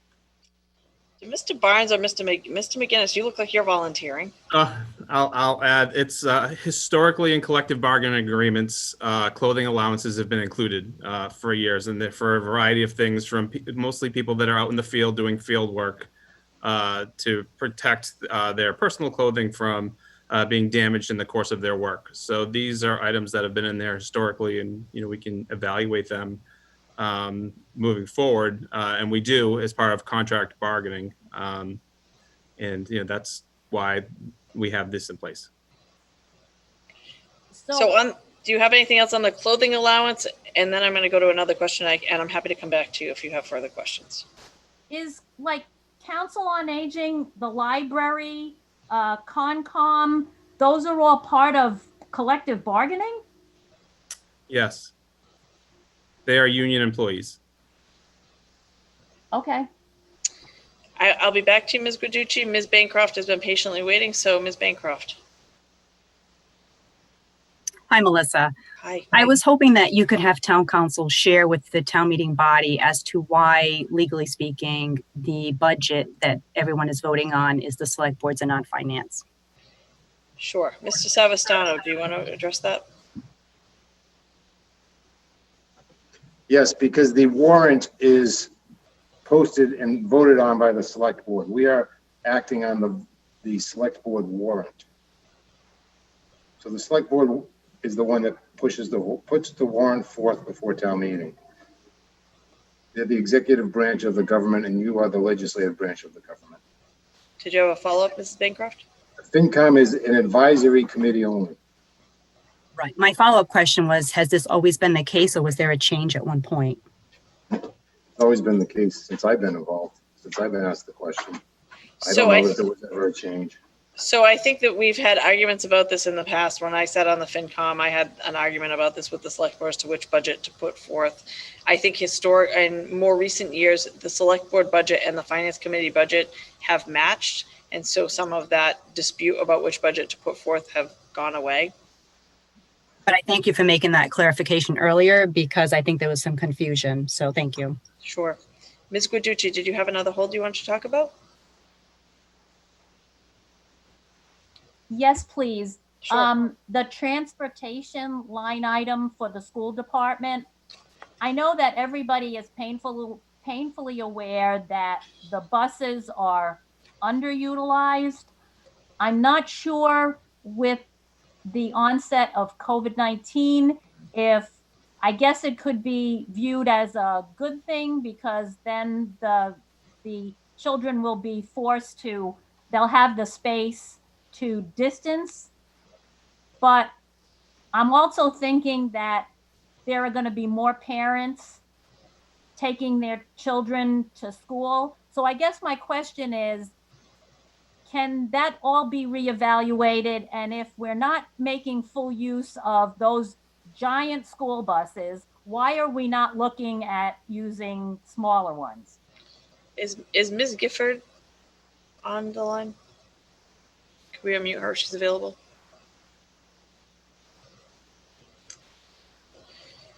Ms. Gifford.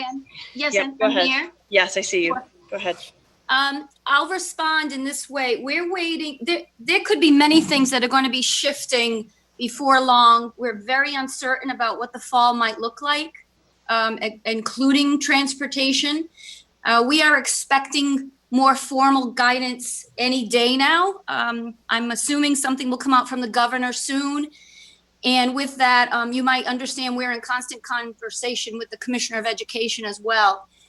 So with the guidance that is expected, it will include many, many parameters that and models of education that we will then have to plan for, including full return all the way to the other end of the spectrum, which could be continued remote learning, and somewhere in the middle, some kind of hybrid.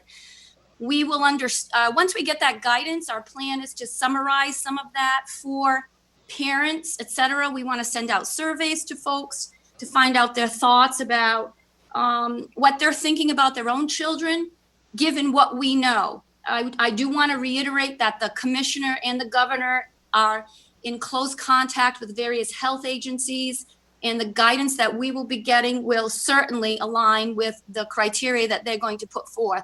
So I guess to answer the question, we're just unsure of what anything might look like, space in the schools, including transportation as well. But we will continue to keep the community updated as we receive more information.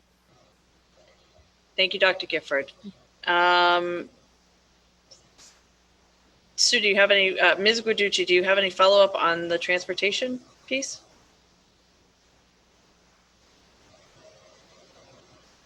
You might need to unmute. Sorry, I wasn't quite quick enough. Okay. This is not a new, this isn't anything new. I mean, I think that most people are pretty aware that the buses have been underutilized for probably 5 years or more. So I understand that you're looking for guidance from the Department of Public Health on issues of distancing and how you're going to move forward in terms of teaching. I think we're a day late and a dollar short, kind of reevaluating the bus use period. And I guess that's where I was going with that we need to be more aggressive about evaluating whether or not the buses are going to be utilized to full capacity. That's all I'm saying. Thank you. Ms. Jenkins.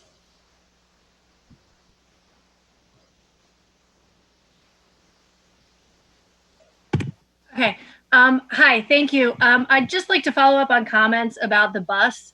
It may be at the high school level that the buses are maybe less than full, but if people will remember that we used to charge a fee for that, and town meeting voted to remove fees to continue to fund those buses. At the elementary and middle school level, I'm just not sure. The middle school goes with the high school, but at the elementary level, I'm not sure where that information is coming from. When my kids ride the bus, there was 2 to 3 kids in every row on every seat. I also want to take this opportunity to follow up as a member of the school committee. I've been trying to make people aware of this, to follow up on Dr. Gifford's comments. It is likely that the cost of educating our children will increase significantly in the fall, depending on what the Department of Elementary and Secondary Education recommends in terms of social distancing, physical space, and all of those sorts of things. We are meeting quite frequently as a school committee to evaluate these things. And I know the school administration is meeting even more frequently than us to discuss this. But we will evaluate the bus costs, but I highly suspect that there will not be margin for reducing that moving forward, because particularly at the elementary levels, those buses are quite full, even though lots of people are driving their kids to school. And that's all I have to say. Thank you, Ms. Jenkins. I do not see any other holds on Article 8, our budget. So in the absence of further discussion, I'm going to move to a vote. Are we ready to vote? All in favor of Article 8 as amended, please, maybe we get the voting ballot up on the screen from our technology team when they have a moment, please.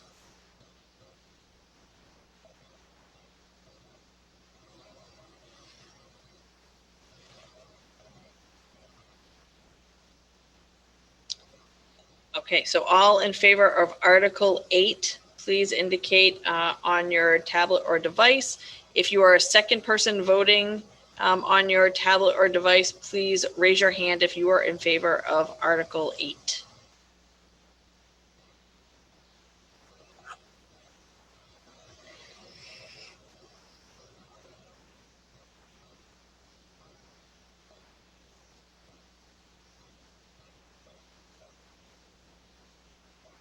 Since most of you had voted, I'll give 5 more seconds on the raised hands on the second devices.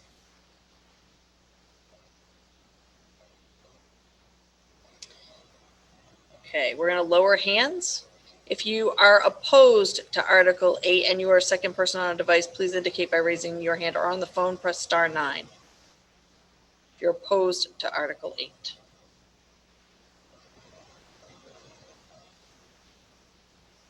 Okay, I'm closing voting on the screen. Article 8 as amended passes at 12:31.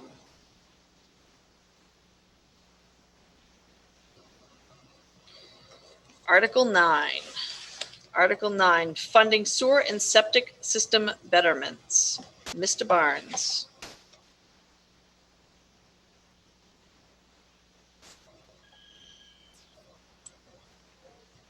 This is a housekeeping article.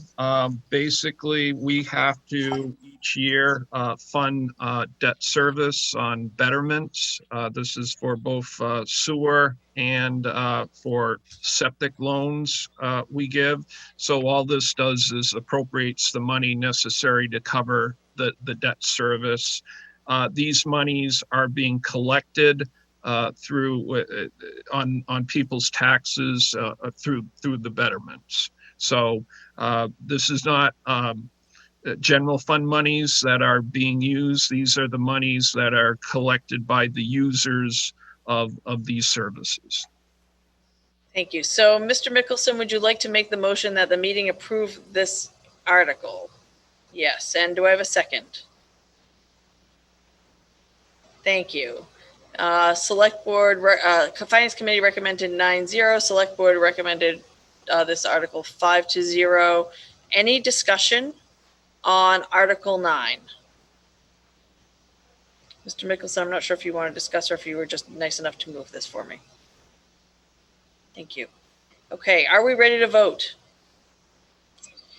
Maybe we can put the ballot up for Article 9. Thank you. And if you are in favor of Article 9 and you're a second person on a device, please indicate by raising your hand.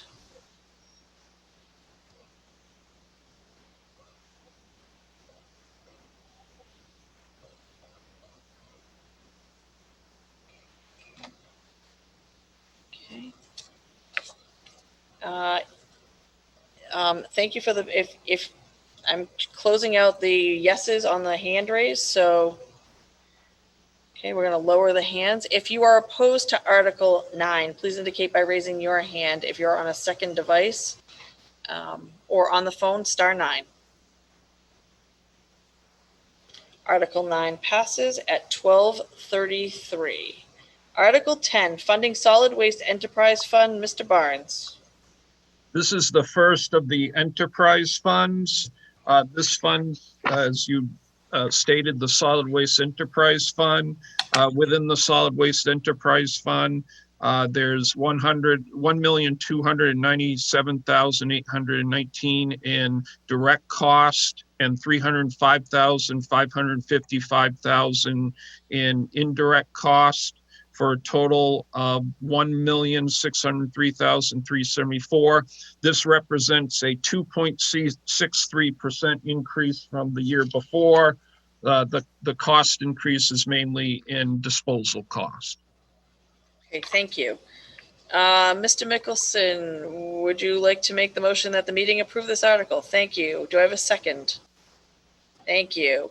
Finance Committee recommends 9-0. Select Board recommends 5-0. Any questions on, any discussion on Article 10? Are we ready to vote? Okay, all in favor of Article 10 that are on a second device or on the phone, please raise your hand or dial *9.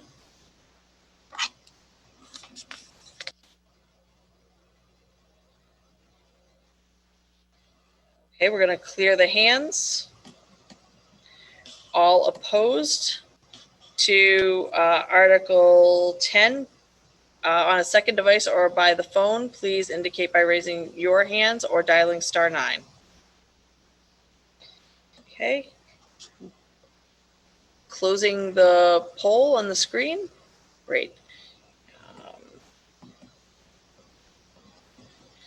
Okay, Article 10 passes at 12:35. Article 11, funding Water Department Enterprise Fund. Mr. Barnes. This obviously funds the Water Enterprise Fund. Again, these are all self-supporting funds.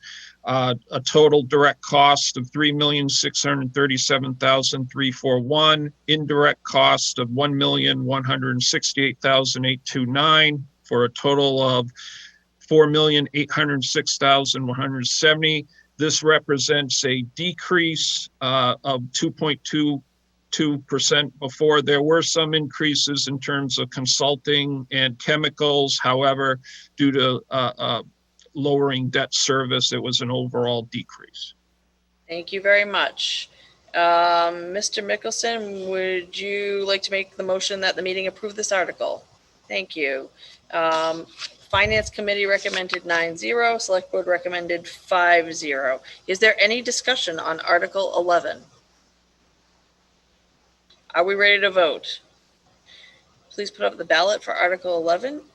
If you are in favor of Article 11 and a second person on a device or on the phone, please raise your hand or dial *9.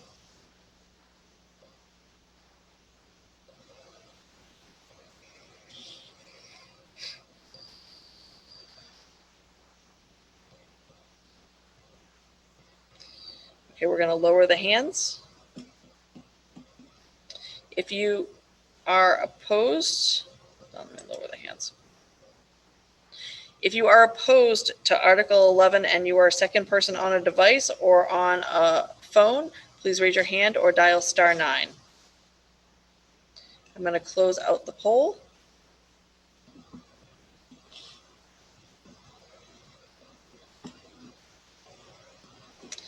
Okay. Article 11 passes at 12:37. Article 12, funding Water Department Enterprise Fund. Mr. Barnes. This fund's, again, self-supporting fund, the Sewer Enterprise Fund, total direct cost of $4,252,426, indirect cost of $1,094,135, for a total of $5,346,561. That's a 5.53% increase. We spoke of a hiring freeze for the budget. This is the only budget where we're actually funding an additional position. It is a sewer operator position. The reason we're doing that is it's considered to be essential. Keep in mind, had to do a number of things in regards to COVID, split shifts and such. We need, that makes running these operations even more challenging. And obviously, without adequate staffing, there would be extremely severe consequence should the 24-hour facility not be running appropriately. Fantastic. Mr. Mickelson, would you like to make the motion that the meeting approve this article? So moved. And do we have a second? Do I have a second? Thank you. Any discussion on Article 12? Could we put up the ballot, please? For anyone who's on a second person on a device or on the phone, please indicate a vote of yes by raising your hand or dialing *9.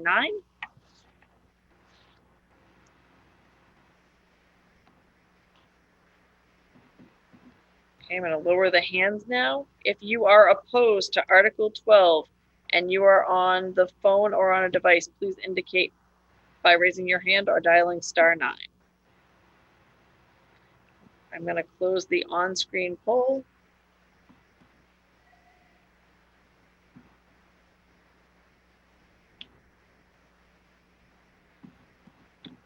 Great. Article 12 passes at 12:40. Article 13, funding Dartmouth Cable Television DCTV Enterprise Fund. Mr. Barnes. Again, another self-supporting fund. Total direct cost of $493,829, indirect cost of $135,554 for a total of $629,383. That represents an increase of 1.02% from the year before, while a relatively negligible increase that's due to contractual step increases and such that it went up. Thank you. Mr. Mickelson, would you like to move that town meeting accept this article? Thank you. And do I have a second? Thank you. Could we please have the ballot on the screen? Thank you. All in favor of Article 13, please indicate by raising your hand or dialing *9 if you're the second person on a device.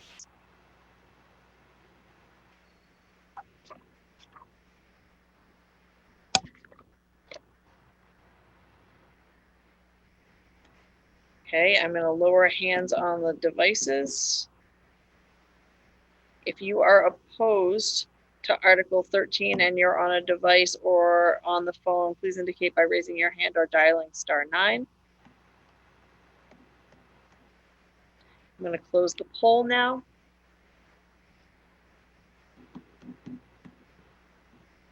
Article 14 passes at 12:42. Article 15. Funding Dartmouth Senior Social Day Program. Article 15, Mr. Barnes. Did we skip 14? I'm sorry. You know what? Yes, we did. So Article 13 passes at 12:42. I made a mistake in what I was saying past.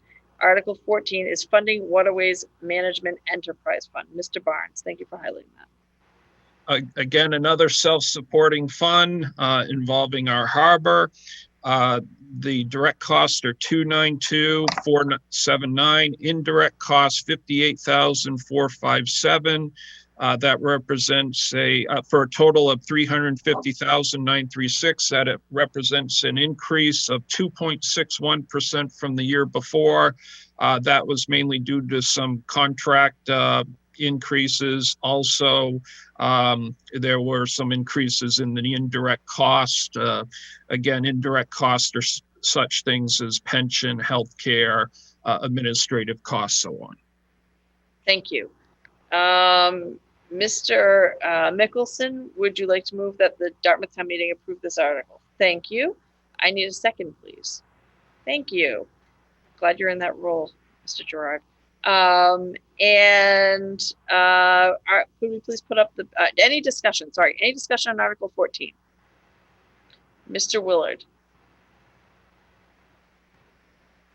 We're not voting yet. I'm sorry. Can we hold off on the ballot? The technology team, I think I have a point of discussion. We're going to have to just relaunch it in a second, please. Mr. Willard, he has a question, I think. Go ahead, Mr. Willard. I think you're unmuted. Although I'm having trouble hearing you.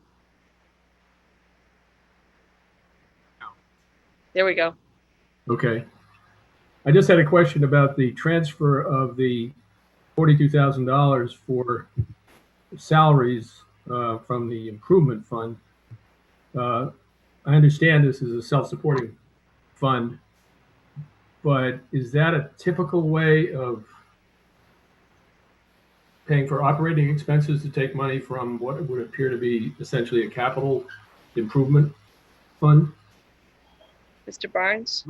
Well, it's not, that's monies from boat excise. So that legally is, they legally get half of that money. So that is not from capital. That's from boat excise. Mm-hmm. Does that answer your question, Mr. Jordan? Well, I suppose, except that sooner or later you will deplete the improvement fund? We assess boat excise taxes every year. So it is assuming the number of boats that we assess and the amount we assess does not go down. That is a reoccurring funding source. I see. Okay. Okay. Thank you. Any other questions? I'm sorry. Do you have a follow-up question, Mr. Willard? Yes. Go ahead, Mr. Willard.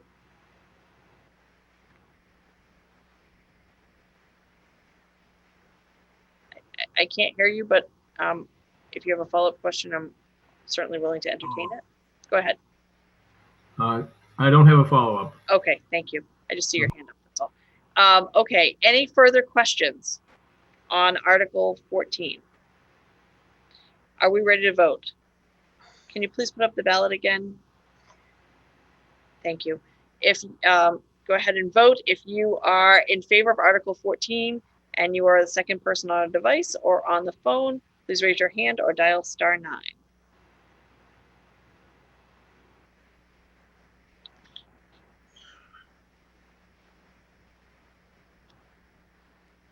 Okay, I'm going to lower hands on Article 14. If you are opposed to Article 14, please indicate by, and you're the second person on a device, please indicate by raising your hand or dialing *9 if you're calling in. Okay, thank you. I'm going to close the polls now.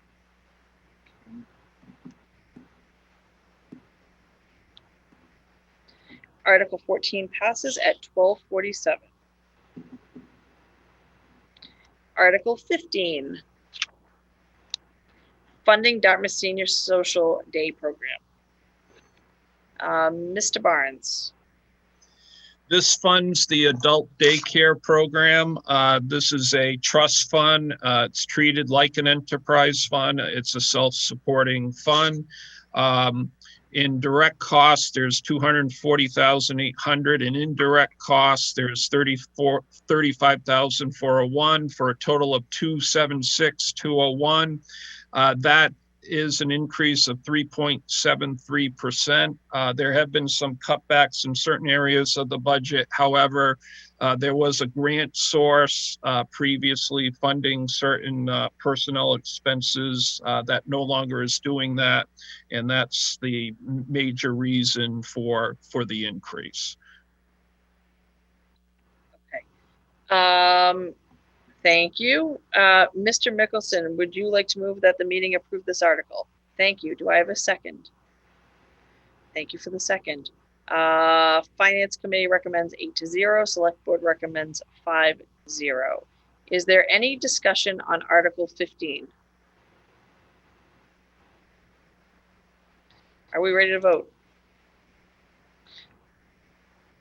Could you please indicate if you are in favor of Article 15 and you are the second person on a device or on the phone, please indicate by raising your hand or dialing *9.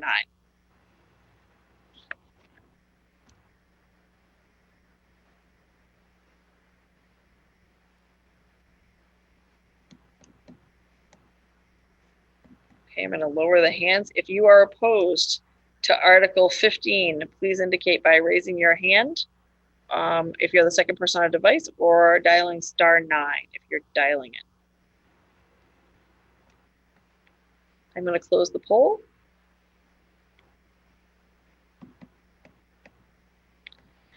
Article 15 passes at 12:49. Article 16, Personnel Bylaw Amendment, Salary Adjustments. Mr. McInnes. Yes, thank you. This is an annual article to adjust for the increase in the minimum wage for seasonal and part-time positions. When the minimum wage is increased, these positions and hourly rates increase accordingly. Great. Mr. Mickelson, would you like to move this article, move that the meeting approve this article? Thank you. Do I have a second? Thank you. Finance Committee recommends 8-0. Select Board recommends 5-0. Is there any discussion on Article 16? Are we ready to vote? Okay, all in favor of Article 16, please indicate, and you're a second person on a device, please indicate by raising your hand, or if you're on a phone, dialing *9.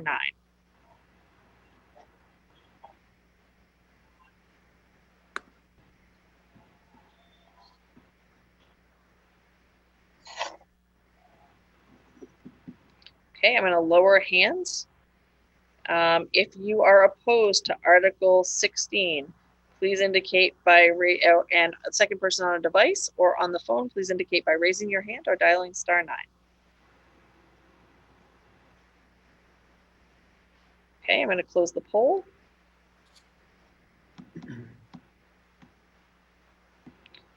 Article 16 passes at 12:50.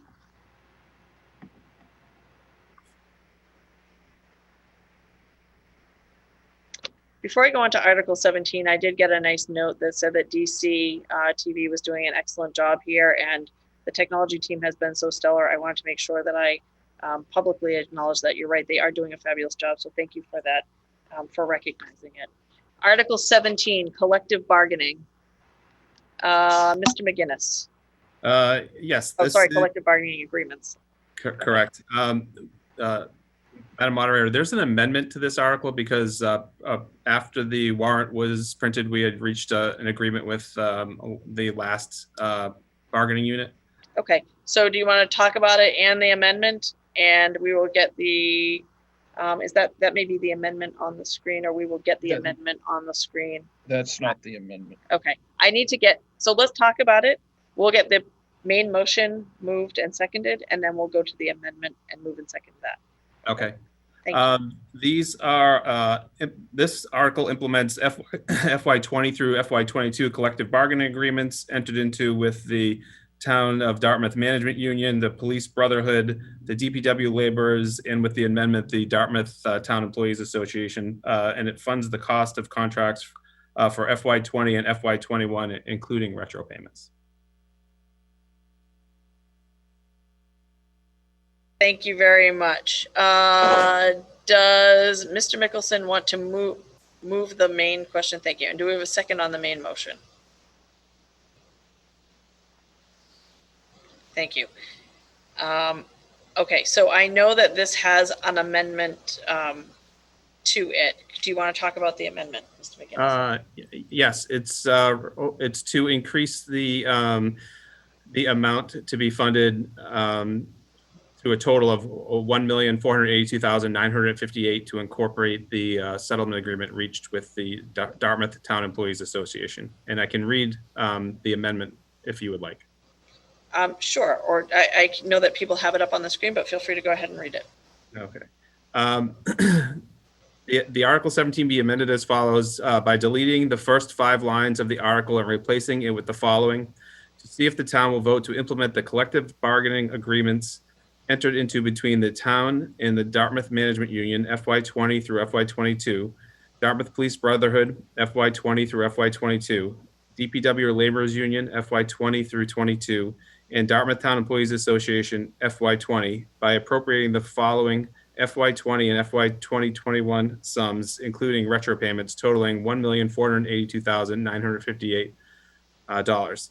Additionally, by adding a new item number 4 in order to fund a collective bargaining agreement with the Dartmouth Town Employees Association to read as follows. $177,213 for the Dartmouth Town Employees Association as follows. $88,752 in FY20 for the Dartmouth Town Employees Association, with $84,118 to personnel services in the general fund as a transfer from the FY 2020 property and liability insurance account within the general fund, and $4,634 to Dartmouth Cable Television Enterprise Fund from DCTV retained earnings. And B, $88,461 in FY 2021 for the Dartmouth Town Employees Association, with $83,845 to personnel services in the general fund from the tax levy, and $4,616 to the Dartmouth Cable Television Enterprise Fund from DCTV revenue. Thank you. So, Mr. Mickelson, do you want to move that the meeting approve the amendment to Article 17? Thank you. Do I have a second on the amendment? Thank you. Thanks for the seconds on the amendment. So I do not have a ballot for this amendment. So, well, any discussion on the amendment before us? The amendment only at this point. Mr. Bancroft. Yes, Madam Moderator, just some clarification on this article, please. Sure. Is the agreement not completed until this article is approved by town meeting? Mr. McGinnis? Correct, yes. The bargaining that's been completed between the town and the unions is finalized with the vote at town meeting. Thank you very much.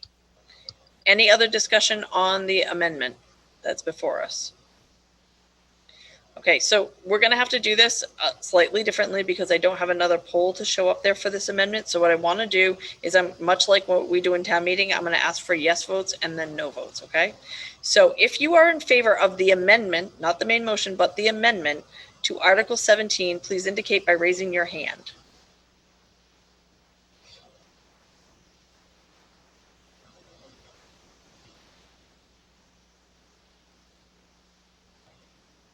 Okay, so those are the yeses. I'm gonna record the yeses. Make a decision because I'm just gonna call it in a minute here. Okay, I'm recording the yeses now. If you are opposed to the amendment, we're gonna lower the hands. If you are opposed to the amendment to Article 17, please indicate by raising your hand.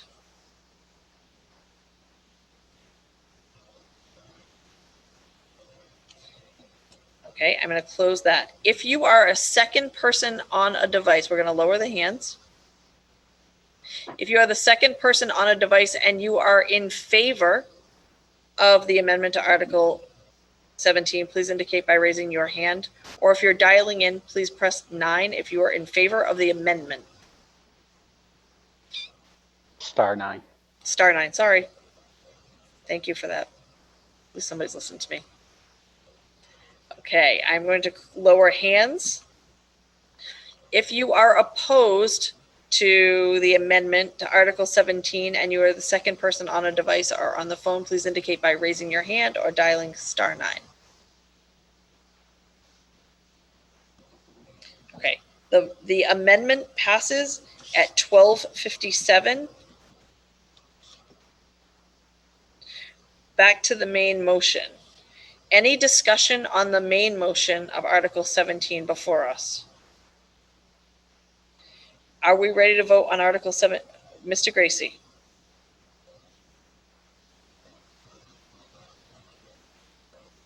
Yes. Can you hear me? Yes, I can. Thank you. Thank you very much. Some of the buttons are in a different place than what I'm used to. Yeah, I wanted to speak on this because I was one of the people that voted no on this. John Herron was the other person. A lot of work has gone into this, but unfortunately, between the time it started and the time it ended up, the pandemic hit. Most of these contracts are 3-year contracts. Mr. Herron and I both believe that 3-year contracts are inappropriate at this time because there's a lot of unknown with the revenue issues for the town. When we got to the police contract, we asked Greg Barnes what the implication was going to be, and he stated to us that if we pass this contract, we will be laying people off before the contract is over. On top of that, and since then, we learned about the cut in state aid that is apparent. We don't know how much it's going to be, but we know there will be something. It'll be something between 5 and 20%. If we get a 20% reduction in state aid, we will be laying off employees this year. If we get a 10%, we'll be laying off employees next year. So the only way to stop laying off our employees, which will of course cause a reduction in services, is to not fund this article, and let's go back and get 1-year contracts, whatever is appropriate to get us through the contract period, but allow us to be safe and flexible for financial issues coming. That's why I'm voting no on this, and I believe John Herron will also.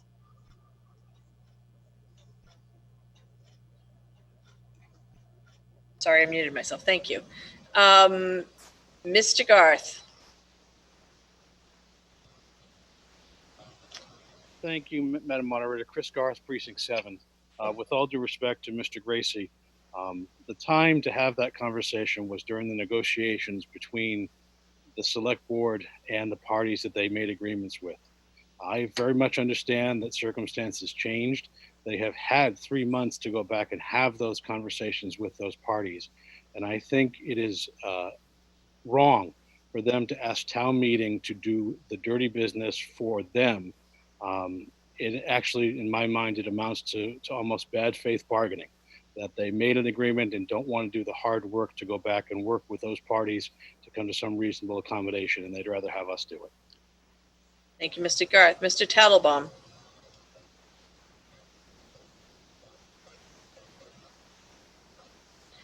Mr. Tattlebaum, you might need to unmute yourself, please. Wonder if you took your hand down. Mr. Herron. Mr. Tattlebaum, it looks to me like you took your hand down. If you did want to speak, could you please just raise your hand again and I'll go to you. Mr. Herron. Yes, thank you. Sure. The top priority of the select board is to balance the budget. When we first started negotiations, there was only a conversation with the governor of possibly 5% cut in state pay. But as you heard today, that figure has been thrown around of 20%. So we have to prepare for the future. And 2 of us did vote to renegotiate and try to ask all unions to come back in, but we were voted down 3-2. So yes, we did try, Frank and I, but once again, the uncertainty going forward will bother us in the future. Mr. Tattlebaum. The day that we voted for that, for these bargaining units, the COVID issues were just beginning, and it was not only hard but inconsiderate and inconceivable to vote against first responders like our police department on the firing line. It was also made clear to us that we had been bargaining in good faith, and we came up with that agreement based on our professional negotiators, our town administrator, and the police department. And based on that information, we were told that there was a good chance it would be in violation of good faith bargaining agreements. I voted very much in favor of this, and I also understand that if and when there is a major cutback in budgets because of state funding, et cetera, then the police may be the first to go in terms of cutbacks. But we'll see if that happens. We'll watch it closely. But why penalize people and why jeopardize good faith negotiating now as opposed to going forward? It was made very clear to us that there was almost an illegal way to negotiate and turn that back, and it was the right thing to do at that point in time. Thank you very much. Thank you. Mr. Griffith.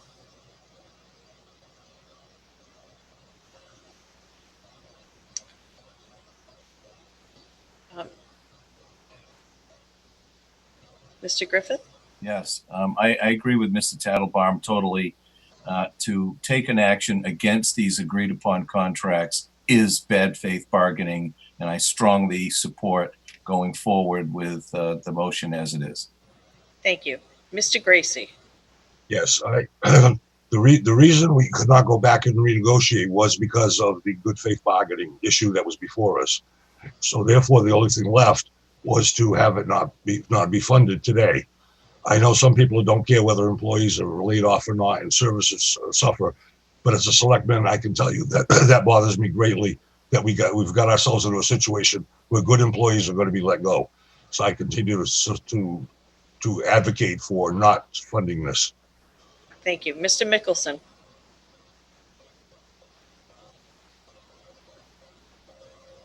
Okay, thank you.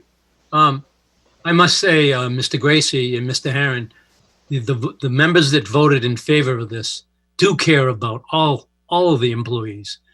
And it was a very, very difficult decision, but the negotiations were done and in good faith. I suppose that if we don't look at this on the positive side, we end up in court. Is that what you'd rather do? And spend more money defending the town against our employees? That doesn't make any sense to me. Please vote in favor of this, everyone. Thank you. Thank you. Mr. Boswell. Good afternoon, Madam Moderator. I just wanted to say that it appears that this discussion was already made and agreed upon. It doesn't seem right to go back on that now, as it's already been stated. It's bad faith bargaining to go back and reverse the decision. Deal's already been made. Thank you. Mr. McDonald.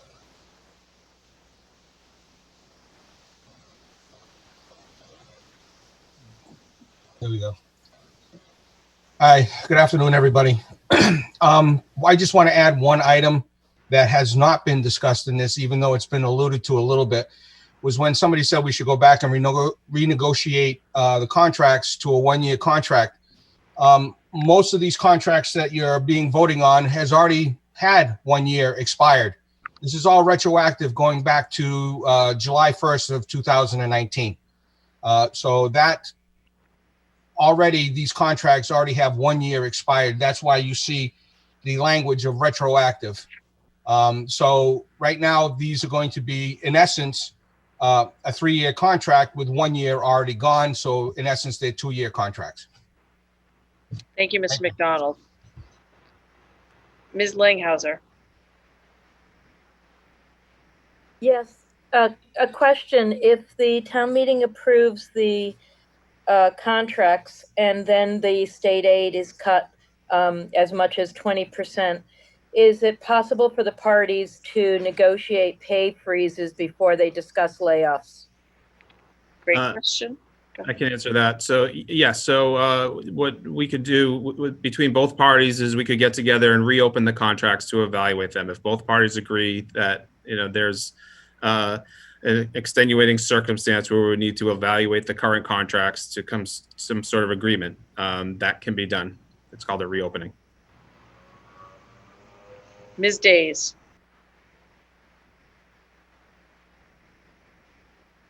Madam Moderator, I'd like to move the question. Okay. I don't know if we can put a poll up for that. Okay, so what we're going to do is,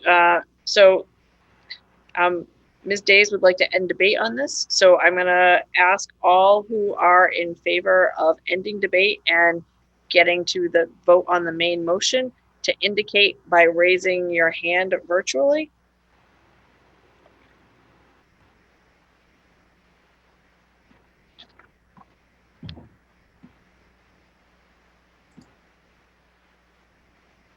Okay. I am lowering the hands. If you are, let's lower the hands first. Okay. If you are opposed to moving the question and would like to continue debate, please indicate by raising your hand.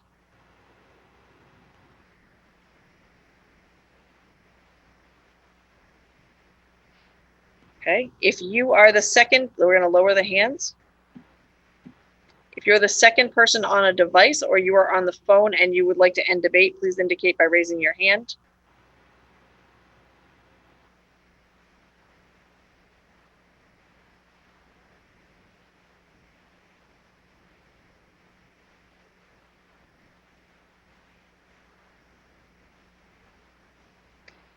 We're going to lower hands. If you are opposed to ending debate and you are the second person on a device or on the phone, please indicate by raising your hand or pressing *9.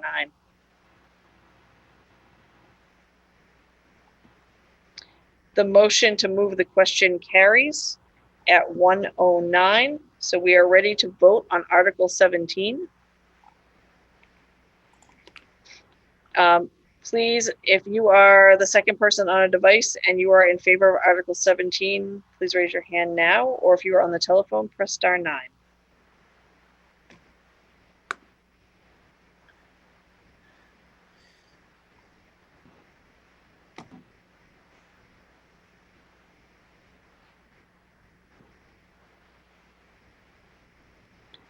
Okay, if you are a second, we're going to lower hands. If you are the second vote on a device or on the telephone and you are opposed to Article 17, please indicate by raising your hand.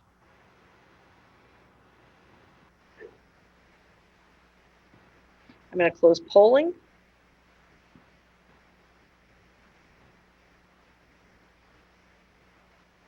Article 17 passes at 1:10 p.m. Article 18.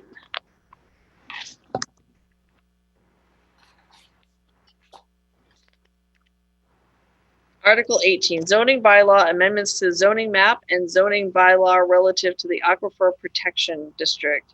Ms. O'Grady. Hello, everyone. This was brought to the planning board by the Department of Public Works. It is in conjunction with a permit application amendment to the Department of Environmental Protection.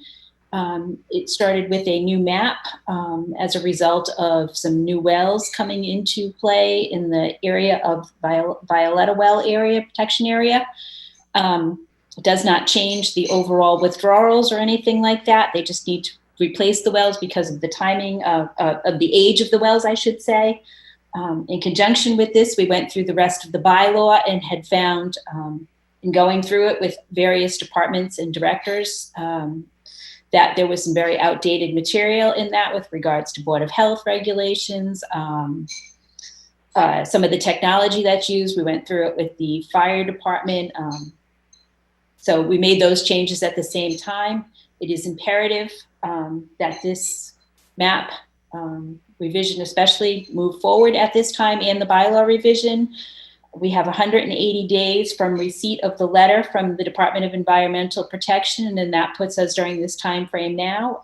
So we cannot wait until fall town meeting, which is why we're going forward with it. Thank you. Ms. Miller, would you like to make the motion that town meeting approve this article? Thank you. Do I have a second? Second. Thank you very much. Select Board recommends 5-0. Finance Committee recommends this article 9-0. Is there any discussion on Article 18? Mr. Costa.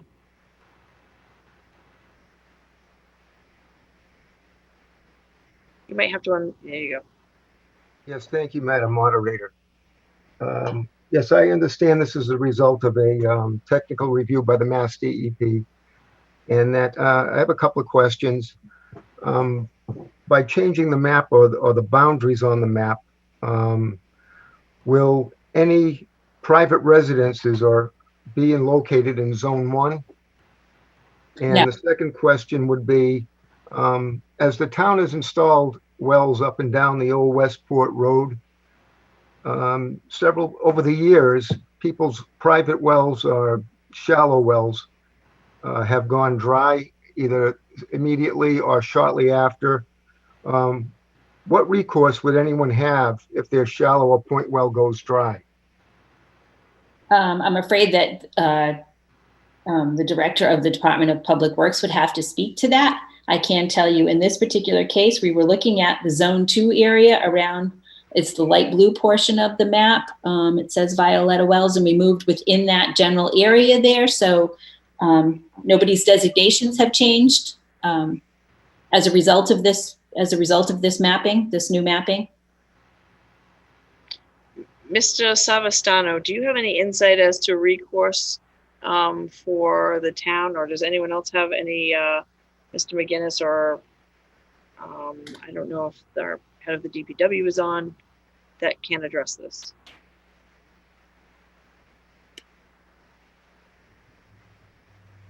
I can speak. I know our DPW director was unavailable to be here today for personal reasons, so I'm not sure if Attorney Savastano or Attorney Cruz might be able to help with this.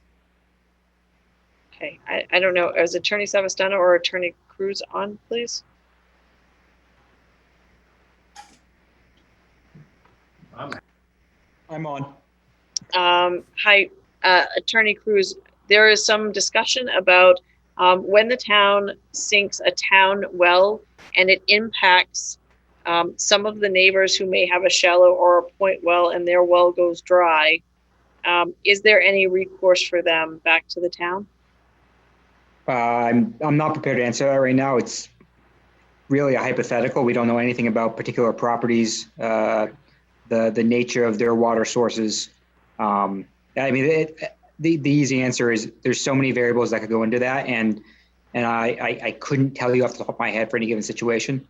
Okay. And it's really not particularly germane to the warrant article anyway, in the sense of we don't have anyone that's actually asking that question with respect to their particular property, as far as I'm aware. Thank you. Mr. Sullivan, do you want to speak on this?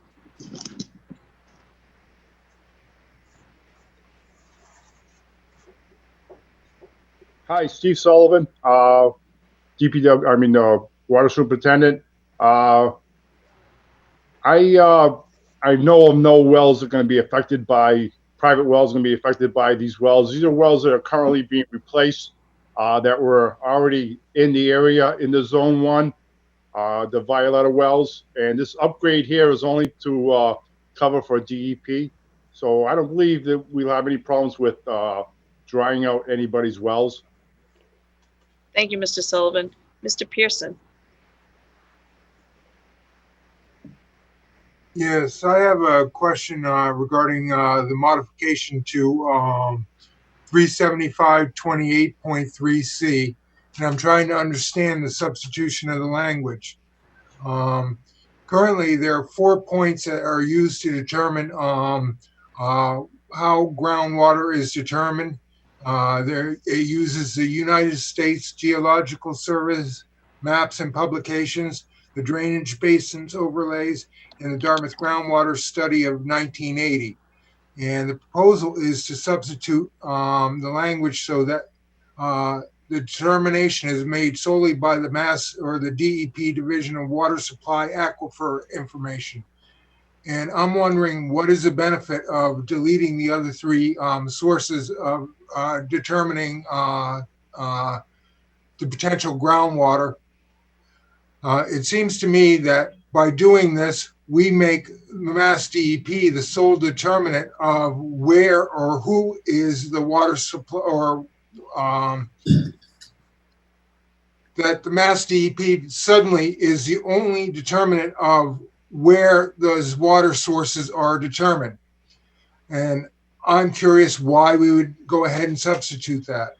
Well, let's see if we can get you an answer. Ms. O'Grady.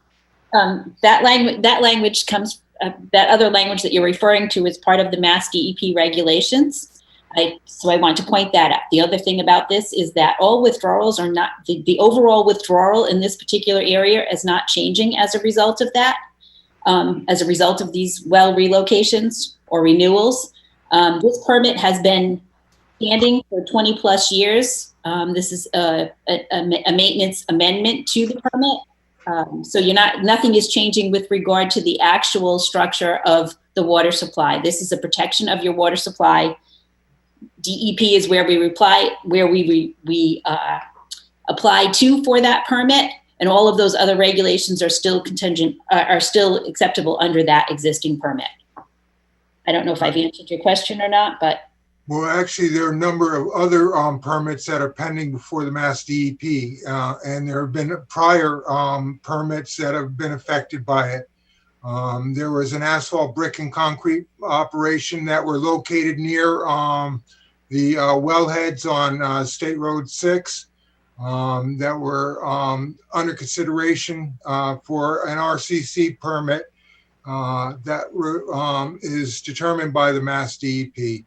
Now, this language turns around and says that the Mass DEP Division of Water Supply would now be in charge of determining the aquifer protection areas.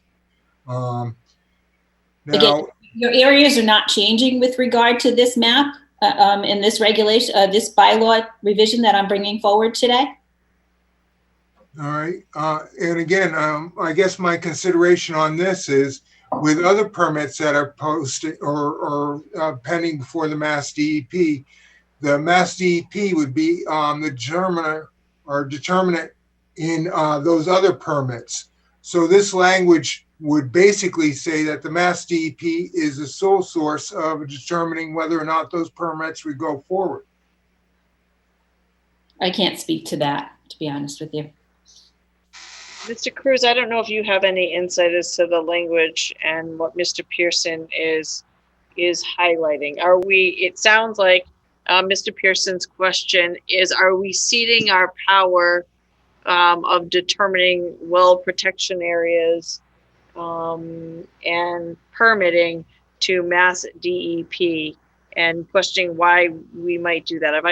If I have not summed that up correctly, Mr. Pearson? That is correct. Okay. I would ask him to restate the particular provisions of the article that he has concerns over, because there was a lot of discussion. I want to make sure I have the particular language he's concerned about correct. I understand. Mr. Pearson, might you be able to give us those numbers again? It was a little quick, and yes, we're not all as quick at following along, so thank you. The amendment proposes deleting section 375-28.3C. It's on page 17 of the correct. warrant, about a third of the way down. And it proposes by deleting 375-28.3C2, and it basically suggests deleting section 1, 3, and 4, and leaving only section 2, which says Mass DEP Division of Water Supply Protection. I don't understand why it would be necessary to delete the other three determinate sources. Mr. Cruz, do you want me to take a 5-minute recess for you to look at that? Yeah, just a couple minutes would be fine. In fact, if someone else wants to pose a question while I look at this quickly, that's fine. I'll come back to it. Okay. Do we have any other questions on this article? Mr. Freitas. Good afternoon. At the risk of sounding stupid, what is a Violetta well? So, Ms. Grady. Violetta wells, that's just the name of the well. It's just the names that were given to them initially prior to my getting with the town. It's nothing more than a designation. Yeah, it's not a kind of well. It's just, like the Smith well or the Freitas well. It's called the Violetta well. Madam Moderator, I have the answer now if you'd like. Sure, Mr. Cruz. So the answer is what you think is being deleted is not being deleted. The warrant article says by deleting section 375-28.3C, but exclusive of 375-28.3C numbers 1 through 4. So that listing, that lists the U.S. Geological Survey, DEP Division of Water Supply Aquifer Information, Drainage Overlay Basins, and Dartmouth Groundwater Resource Study. That list remains. That part is not being deleted. It's the paragraph before that list of 1 through 4 that is being deleted and replaced. And then after that, the next part of the warrant article says by deleting 375-28.3C2 and replacing it. So that listing in 3C of 1 through 4 of all the different places that we get the information from, that list remains, and we're updating number 2. But we are not deleting 1, 3, and 4. Mr. Pearson, do you have a follow-up question on that? And I think he's muted at the moment. Mr. Pearson, a follow-up question, or does that provide some clarity? Well, actually, then I move down to the proposal, or the section of the proposal that proposes deleting 375-28.5B3. And this becomes a little bit more complicated because in this, we have a lengthy proposal of deleting section 3 and replacing it with the following: landfills and open dumps as defined by in 310 CMR 19.06, or disposal of solid waste, solid or hazardous waste as defined in 310 CMR 30.010, composting facilities registered in accordance with 310 CMR 16.04, or composting facilities permitted in accordance with 310 CMR 16.05, or the burial of stumps or landfilling of brush. Mm-hmm. Now, as I understand that, that would basically say that by replacing this, those any of those current uses would now be made unlawful under the new amended bylaw. Is that correct?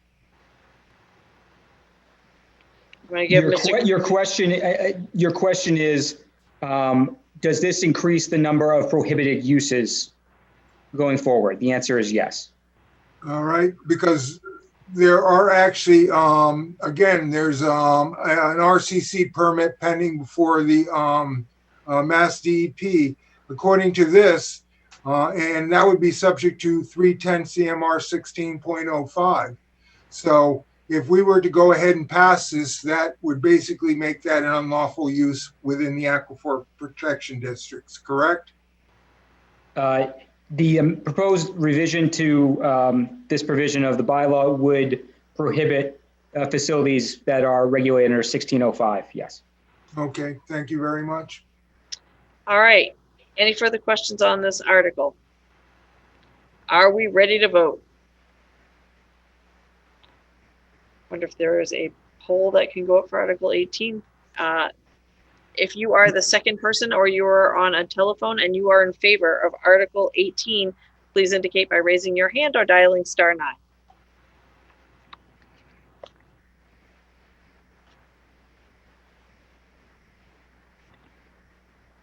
Okay, we're gonna lower the hands for the people in favor.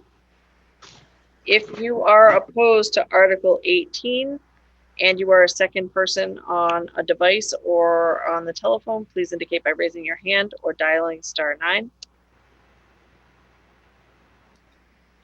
going to close the polls.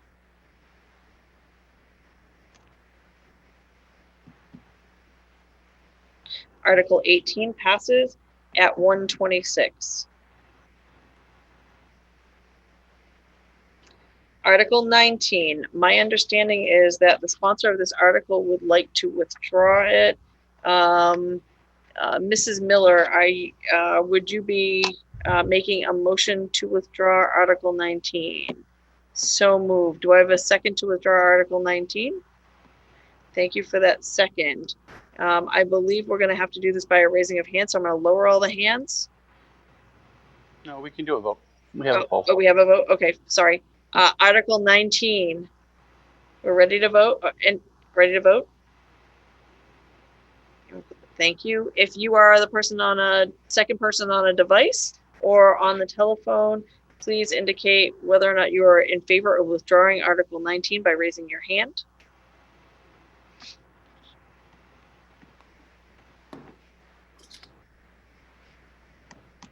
Okay, we're going to lower the hands. If you are opposed to Article 19, withdrawal of Article 19, please indicate by raising your hand if you're the second person on a device, or if you're on the phone, please dial *9. I'm going to close the polls now. The withdrawal of Article 19 passes at 128. Article 20. Zoning bylaw amendments to sign provisions of the zoning bylaw. Ms. Grady. This one here is just to fix some editorial errors that had occurred when this was passed in 2018. So it's just to clarify some sensual, I can't even, I'm sorry. So like Scrivener errors in this? Yes. Okay.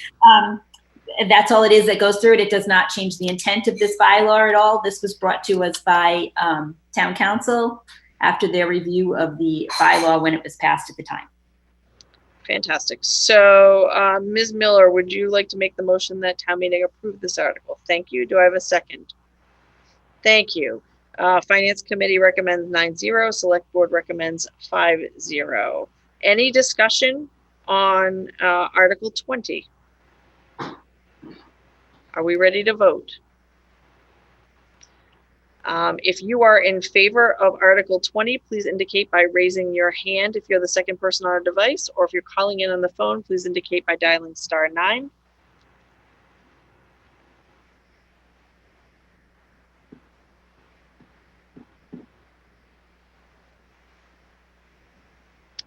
Okay, we're going to lower hands on Article 20. All opposed to Article 20 that are the second person on a device or that are on the telephone, please indicate by raising your hands. I'm going to close the poll now. Article 20 passes at 129. Article 21, zoning bylaw, expanse of certain recreational marijuana operations in the general business district. Mr. McGinnis. Yes, thank you. This article was proposed by the Select Board to allow for the marijuana cultivators and manufacturers to open operations in the general business district. The thought being there's a number of vacant facilities that can be used for that purpose in the town's general business district. It does not change the number of licenses that are allowed. Currently, the town's allowed one cultivator license and one manufacturer license. Generally, these two go together as one. They're rarely separate. So it would really just be one operation in town in the general business district if this were to be approved. And it does not change the permitting process. The special permit is still required by the planning board, but it just provides another zone to facilitate these operations. Okay. My understanding is Mr. Mickelson would like to make the motion that the meeting approve this article. And do I have a second? Thank you. Finance Committee recommends 7-2-0. Select Board recommends 5-0. Mr. Tattlebaum, it seems like you'd like to discuss this article. Thank you, Madam Moderator. By the way, this is your finest hour. A fantastic job. Thank you for what you're doing. This enables us to recycle buildings in visit districts that are to be used. This is not for retail. As Mr. McGinnis said, it limits us to one facility. It won't open the doors and gates to open more. It still gives us planning board approvals and safeguards. It's a great opportunity for the town to gain some income, which we can certainly use. And it does restore and keep up the retail area. And we do have a retail store that is under the approval process to open up on Fons Corner, which is the zone. And that's a great spot for retail where it belongs. This is a real opportunity for the town. The last town meeting we had, it was presented in a different way. And we've come back and sponsored the bill, the article, and I think it's much needed, well done, and a great opportunity for the town. Thank you. Thank you, Mr. Tattlebaum. Mr. Garth. Thank you, Madam Moderator. Chris Garth, Precinct 7. I would like sort of a point of inquiry and to understand how this is not a reconsideration of a previously decided motion by the town meeting. As Mr. Tattlebaum just said, in our last meeting, we as a body did not approve the zoning change that is the exact same one that's being asked here. I fail to understand. It's about the same property. It's about the same agreement. It is about the same change that would put the manufacturing and distribution of marijuana into the general business A. How is this not subject to reconsideration? So Mr. McGinnis or one of the select board members, would you like to talk about maybe the differences? Sure, I can provide some clarification. So this, the article that was presented last year was different. It would have given the select board the permitting authority as well as allow the manufacturing in the general business district. This article allows manufacturing in the general business district. However, it also, manufacturing and cultivation is still allowed in the overlay district. What we've done in order to have a competitive, equitable process is we've requested requests for qualifications from applicants who would like to establish business in town. So there's only one license, so an applicant could still come in with their property in the overlay district to establish a manufacturing and cultivation of marijuana business. So this just broadens the area or the zone where they would be able to operate those businesses, and that's the difference. Thank you. Any other questions on Article 21? Mr. Gilmet. Can you hear me? Yep. You might get a little closer because you're a little bit broken up, but we can hear you. I've tried in the past to get this motion denied because this right here is not, basically it was approved a couple of years ago to have a section of town designated for this particular marijuana district. All of a sudden, some vendor from Maine comes in and says, well, I don't want to use that district because it doesn't have what I want. Okay, and so we're going to go into a different part of town and say, okay, well, we're going to empty building over here. Let's use that.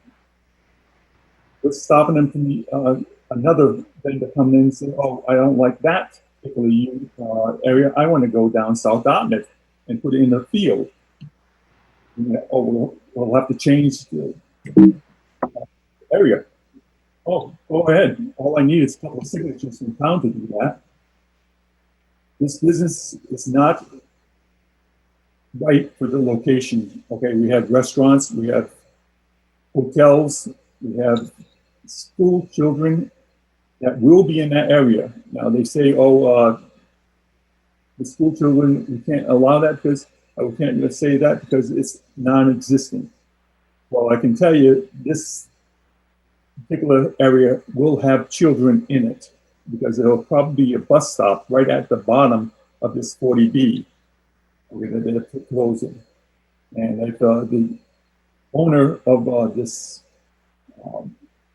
40B says he has no problem with having his residents stay right next to this marijuana facility. And I have a little respect for that, but that's besides the point. There's definitely problems with the building itself. Okay, it's right next to a hotel or motel that's only about 25 to 30 feet away from it. And they're going to put a fence in between. How is the fire department going to put out any kind of fire if there is one on a hotel or a motel, especially in the back? They won't be able to get their apparatus in back there. We got restaurants that complain saying, who is going to control this? Because the person who owns this facility doesn't even live in the town. So there's no way of contacting anybody because it's going to be high security. It's going to be like Fort Knox in there, and nobody will be able to contact it if they have a malfunction with the filtration system. So I'm totally against this proposal. You're not going to get the revenues you think you are because it's a 5-year post agreement. The first year is a wipe because he's got to set it up. The second year, he's got to start building up his proposal, but there's nobody around because all the competitions have got whatever he wanted. So don't expect the revenue on this. Thank you, Mr. Gilmet. Mr. Willard.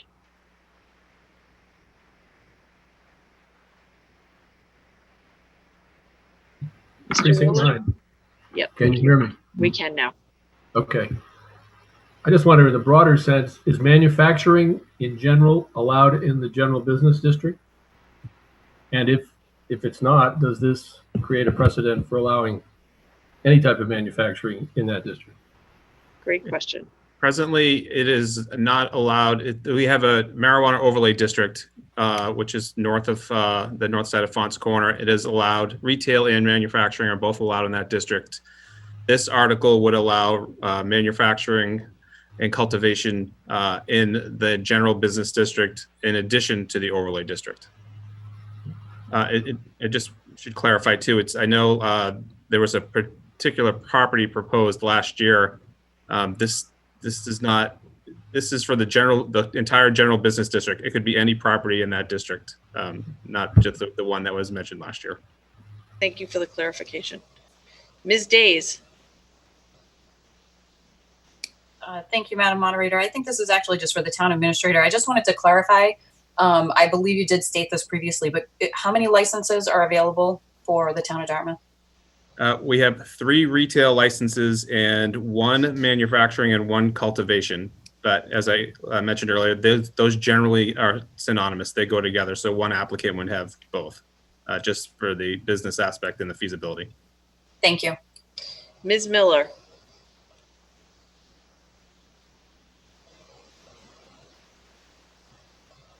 Good evening or good afternoon.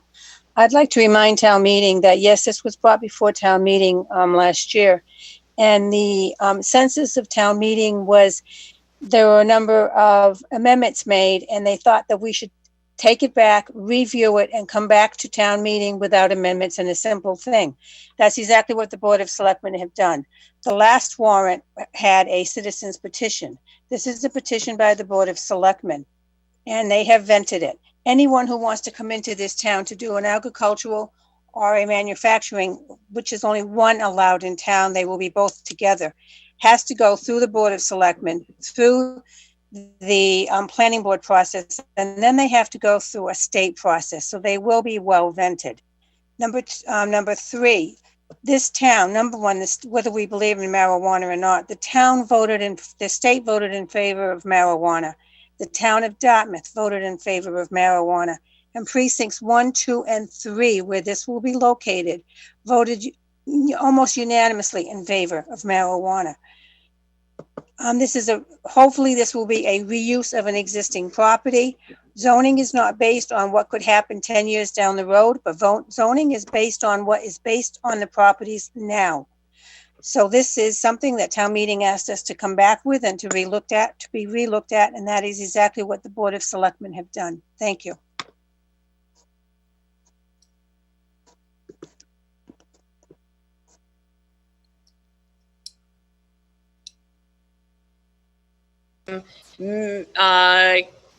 Mr. Michelle?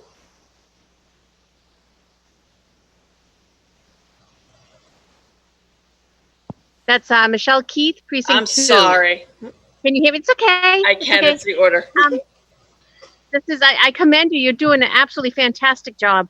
Thank you very much. And thank you to the Dartmouth Community Television team for organizing this. It's quite a triumph. But back to what we're discussing. Thanks, Select Board, for bringing this back in the proper manner. But one of the things that I'm not well versed in this, and I really don't understand what the qualifications are for a manufacturing site. But I was told by somebody at some point in time that the problem is that the overlay district will not accommodate manufacturing at all. It's not large enough. So because it's not large enough, there will never be a manufacturing operation in the town. And if that's the case, it's disingenuous to be voting saying, yes, we want a marijuana manufacturer in town, but we're going to make the district so small that it's not possible. And I was wondering if somebody could address that as to whether or not that's true. Absolutely. Thanks. Mr. McGinnis, do you have? Yes, I can address that. So when the planning board established the marijuana overlay district a few years ago, they looked at all the properties in that district and determined that, yes, we had 3 retail and 1 manufacturing, 1 cultivation. There was parcels available to accommodate all of them. I think what the select board is trying to do here is and I'll back up a little bit. But to accommodate that, there probably have to be, for manufacturing, a new facility built. With a number of vacant facilities in the general business district, The select board is trying to be more economical for the town and for the applicants to use perhaps existing facilities in the general business district, just to make that as an alternative. So what I still don't understand, is it possible to build a manufacturing plant for marijuana in the existing overlay district? Is that possible? I would say yes. I'm not the applicant. I haven't evaluated the properties. I don't know what the values are. I don't know what's available at the time. As I mentioned earlier, at the time that the planning board established the overlay district, they thought that it was possible. So maybe, I mean, maybe they should look at that, or maybe we should just rewrite the overlay district in general and not just add it. You know, like somebody earlier was talking about, we don't allow just normal manufacturing just about anywhere. So why not just revisit the overlay district and make it so that it's more feasible? Thank you. Thank you, Ms. Keith. Mr. Gilmet.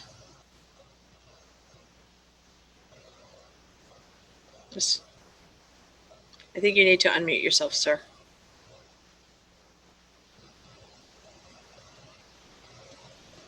So we've given you permission to talk, but there's a button on your screen. There we go.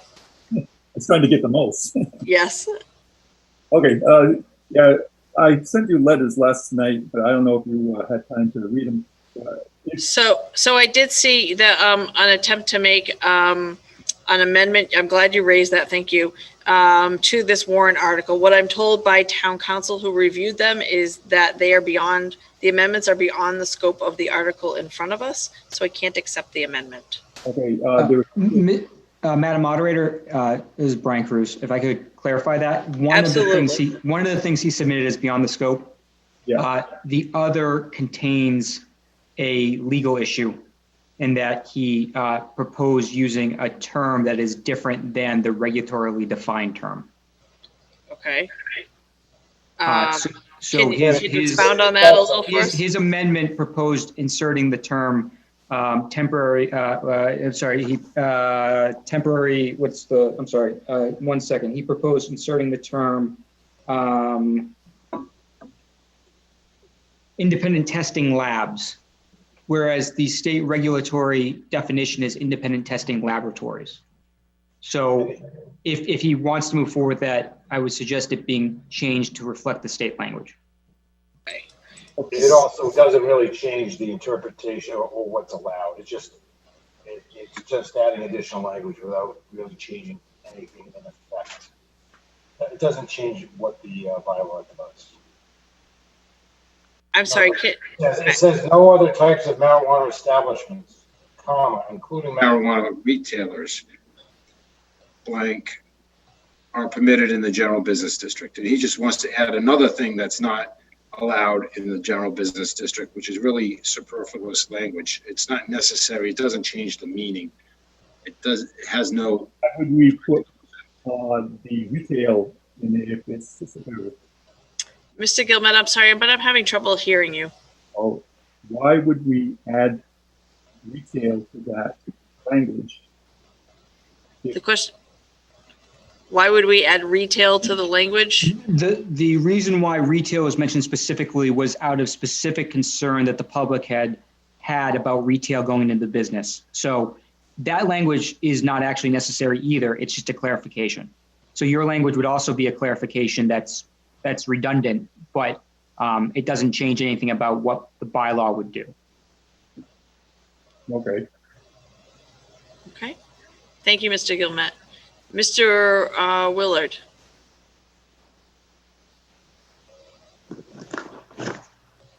Yes, I was just still unclear as to whether any manufacturing would then be allowed in the general business district or not as a result of this. Not allowed. They're special permitted. They're granted by special permit. I see. Allowed, there's a difference between an allowed use and a special permitted use. Special permit, you have to go through a process before the planning board where they impose a number of conditions. They look at different options. They can reject you based on whether you meet certain standards. Allowed use just means you can do it if you fit within the dimensions and whatever other standards are imposed in the bylaw. I see. Thank you. Mr. Tattlebaum. Thank you, Madam Moderator. I'll make this short. There's a practical business decision side about this. Fons Corner is tight. It's expensive. They're all empty lots. We're asking someone to come in there and build a building at a very high cost, as opposed to trying to recycle a building, no matter whether it be the one that's being considered or anyone along the way. This will be a missed opportunity because the prospects for someone building a brand new building for manufacturing only on Fons Corner is pretty remote, considering there's so much competition out there in different towns. In my view, if we don't allow this, and it is a rigorous process to approve this, even if we approve it today to get it done. If we don't allow it, we're going to lose this opportunity. Thank you. Thank you. Mr. Swanson.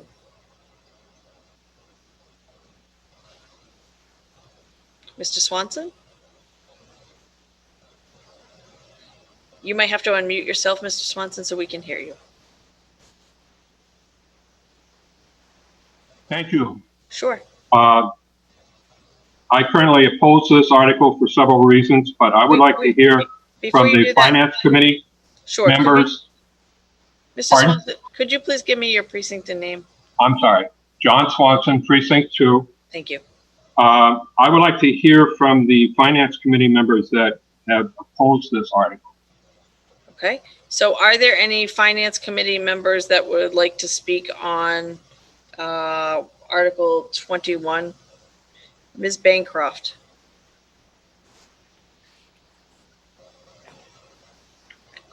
Okay, I'm unmuted. Yes, I was one of the two that voted not in favor.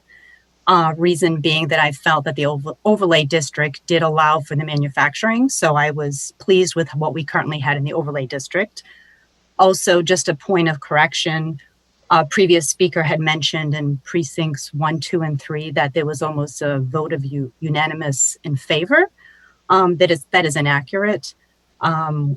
Just for, not that it's, I don't think it's overly relevant, but there was 1,657 people who voted no in those 3 precincts. But in any event, that was my reason. There was one other member. I don't know if he's present today to speak.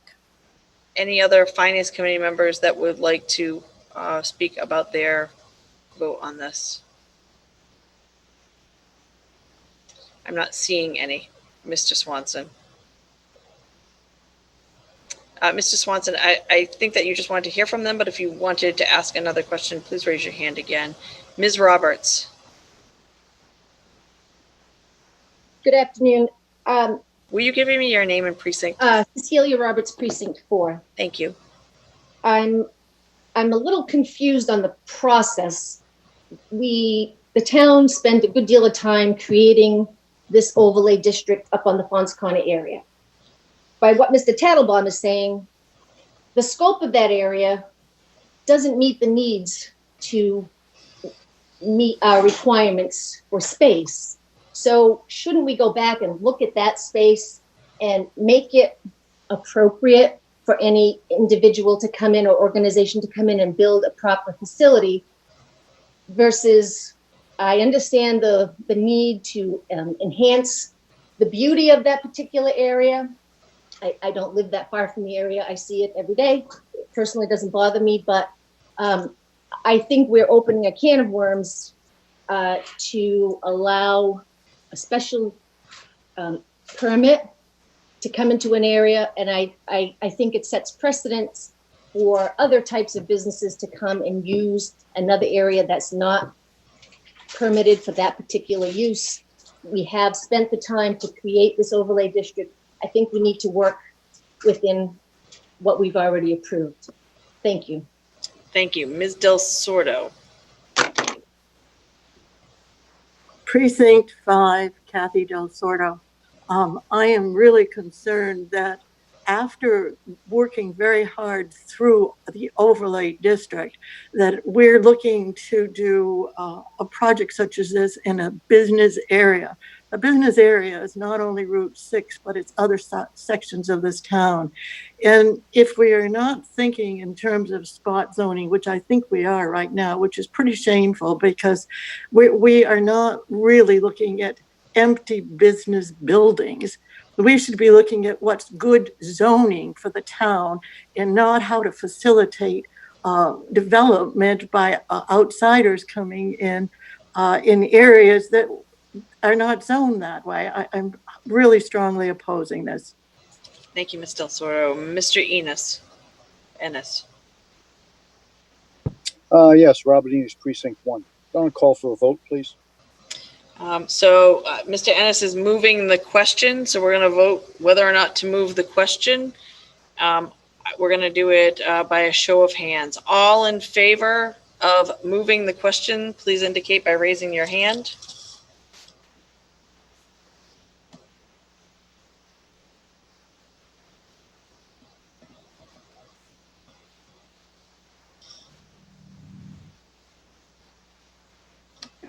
So, okay, opposed to moving the question, please indicate by raising your hand. Wait a minute, sorry, let me lower the hands. Sorry, let me lower the hands. If you are opposed to moving the question, please, and would like to continue debate, please indicate by raising your hand.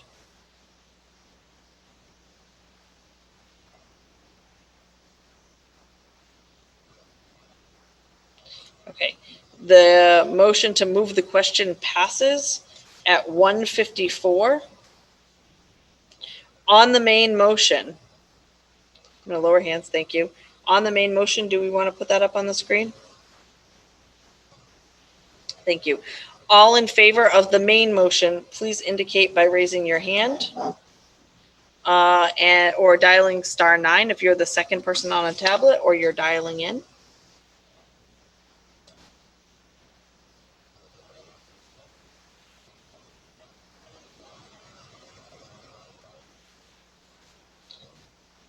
Okay, I'm going to lower hands. We're going to lower hands on this one.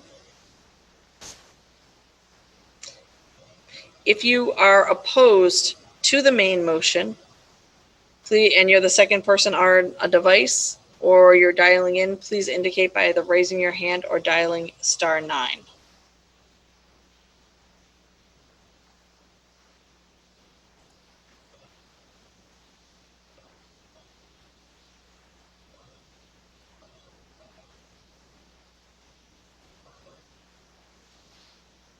Okay, I'm going to close the poll.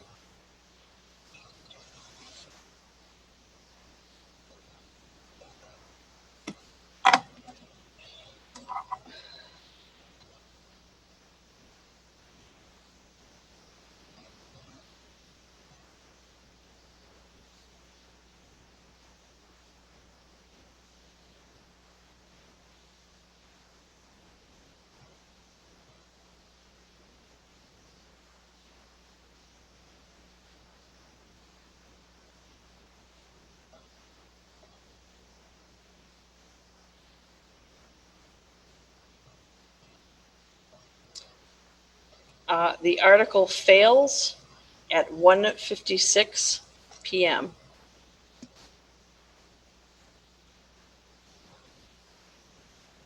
We had 91 in favor, 96 opposed, 1 abstaining, and it needed to pass by a 2/3 vote. So that fails at 1:56 p.m. We're coming down to the last article, and I just want to thank all of the town meeting members for doing town meeting this way, helping to get our legislative process move forward while keeping all our citizens safe. So I applaud you all for doing it this way. I want to again thank the select board for their collaborative effort to get this done, the finance committee and the various other departments, and our town administrator, our town treasurer, our town clerk, our town council, all the department heads for being here today. So thank you all very much for that. I know we have one more article. I would be remiss if I didn't thank DCTV again. They've been getting lovely comments on the email as well. They deserve, and the rest of the technology team, for the incredible job they did today in pulling this off. A lot of applause for them, and that is incredibly well deserved. So thank you very much. We're coming up on the final article here. So let me read the title. Zoning bylaw resident petition to rezone single residence to general business. Melissa, I think Sean McDonald has a point of order. Mr. McDonald, go ahead. Thank you, Madam Moderator. Sean McDonald, Precinct 4. I wanted to just reiterate what Melissa just said, and I want to thank the town meeting members participating tonight. Whether or not you realize it or not, this is an historic event in technology and in town government. Very few towns are doing business this way, and you are probably one of the leaders in showing the Commonwealth on how to do this. There are many people to thank here, and they've already been thanked, but I do expect, I do appreciate DCTV, Melissa, the staff at Town Hall, and most importantly, the town meeting members to allow this to continue. On a personal note, I'd like to thank everybody who has reached out to me and given me my well wishes concerning my wife during these last 2 weeks. I really appreciate it. Thank you. Thank you, Mr. McDonald. So Article 22, zoning bylaw, resident petition to rezone single residence to general business. My understanding is that there was a letter. This is a citizen's petition. There was a letter that was sent to the town clerk indicating that they would like to withdraw this article. They did not have the signatures in a way that would legally allow it to be withdrawn. So I just want to throw it out there. If there is a sponsor here who would like to speak on this article and move it, I'm certainly open to that. So is there a sponsor here for Article 22? My understanding is it's going to come back in the fall, but I don't want anyone to think that I'm quashing a citizen's petition and not providing an opportunity for somebody to speak on it. Anyone on Article 22? In the absence of a motion, we're just going to move on. Okay. This is not going to be a hard motion, I don't think. Do I have a motion to dissolve town meeting? So moved. Do I have a second? All in favor of dissolving town meeting, please indicate by raising your hand.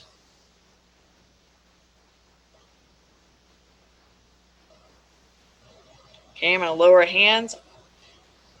All opposed? Let me lower these hands first. All opposed to dissolving town meeting? Thank you very much. Town meeting is dissolved at 2 p.m. Thank you very much, everyone. I look forward to seeing you in the fall.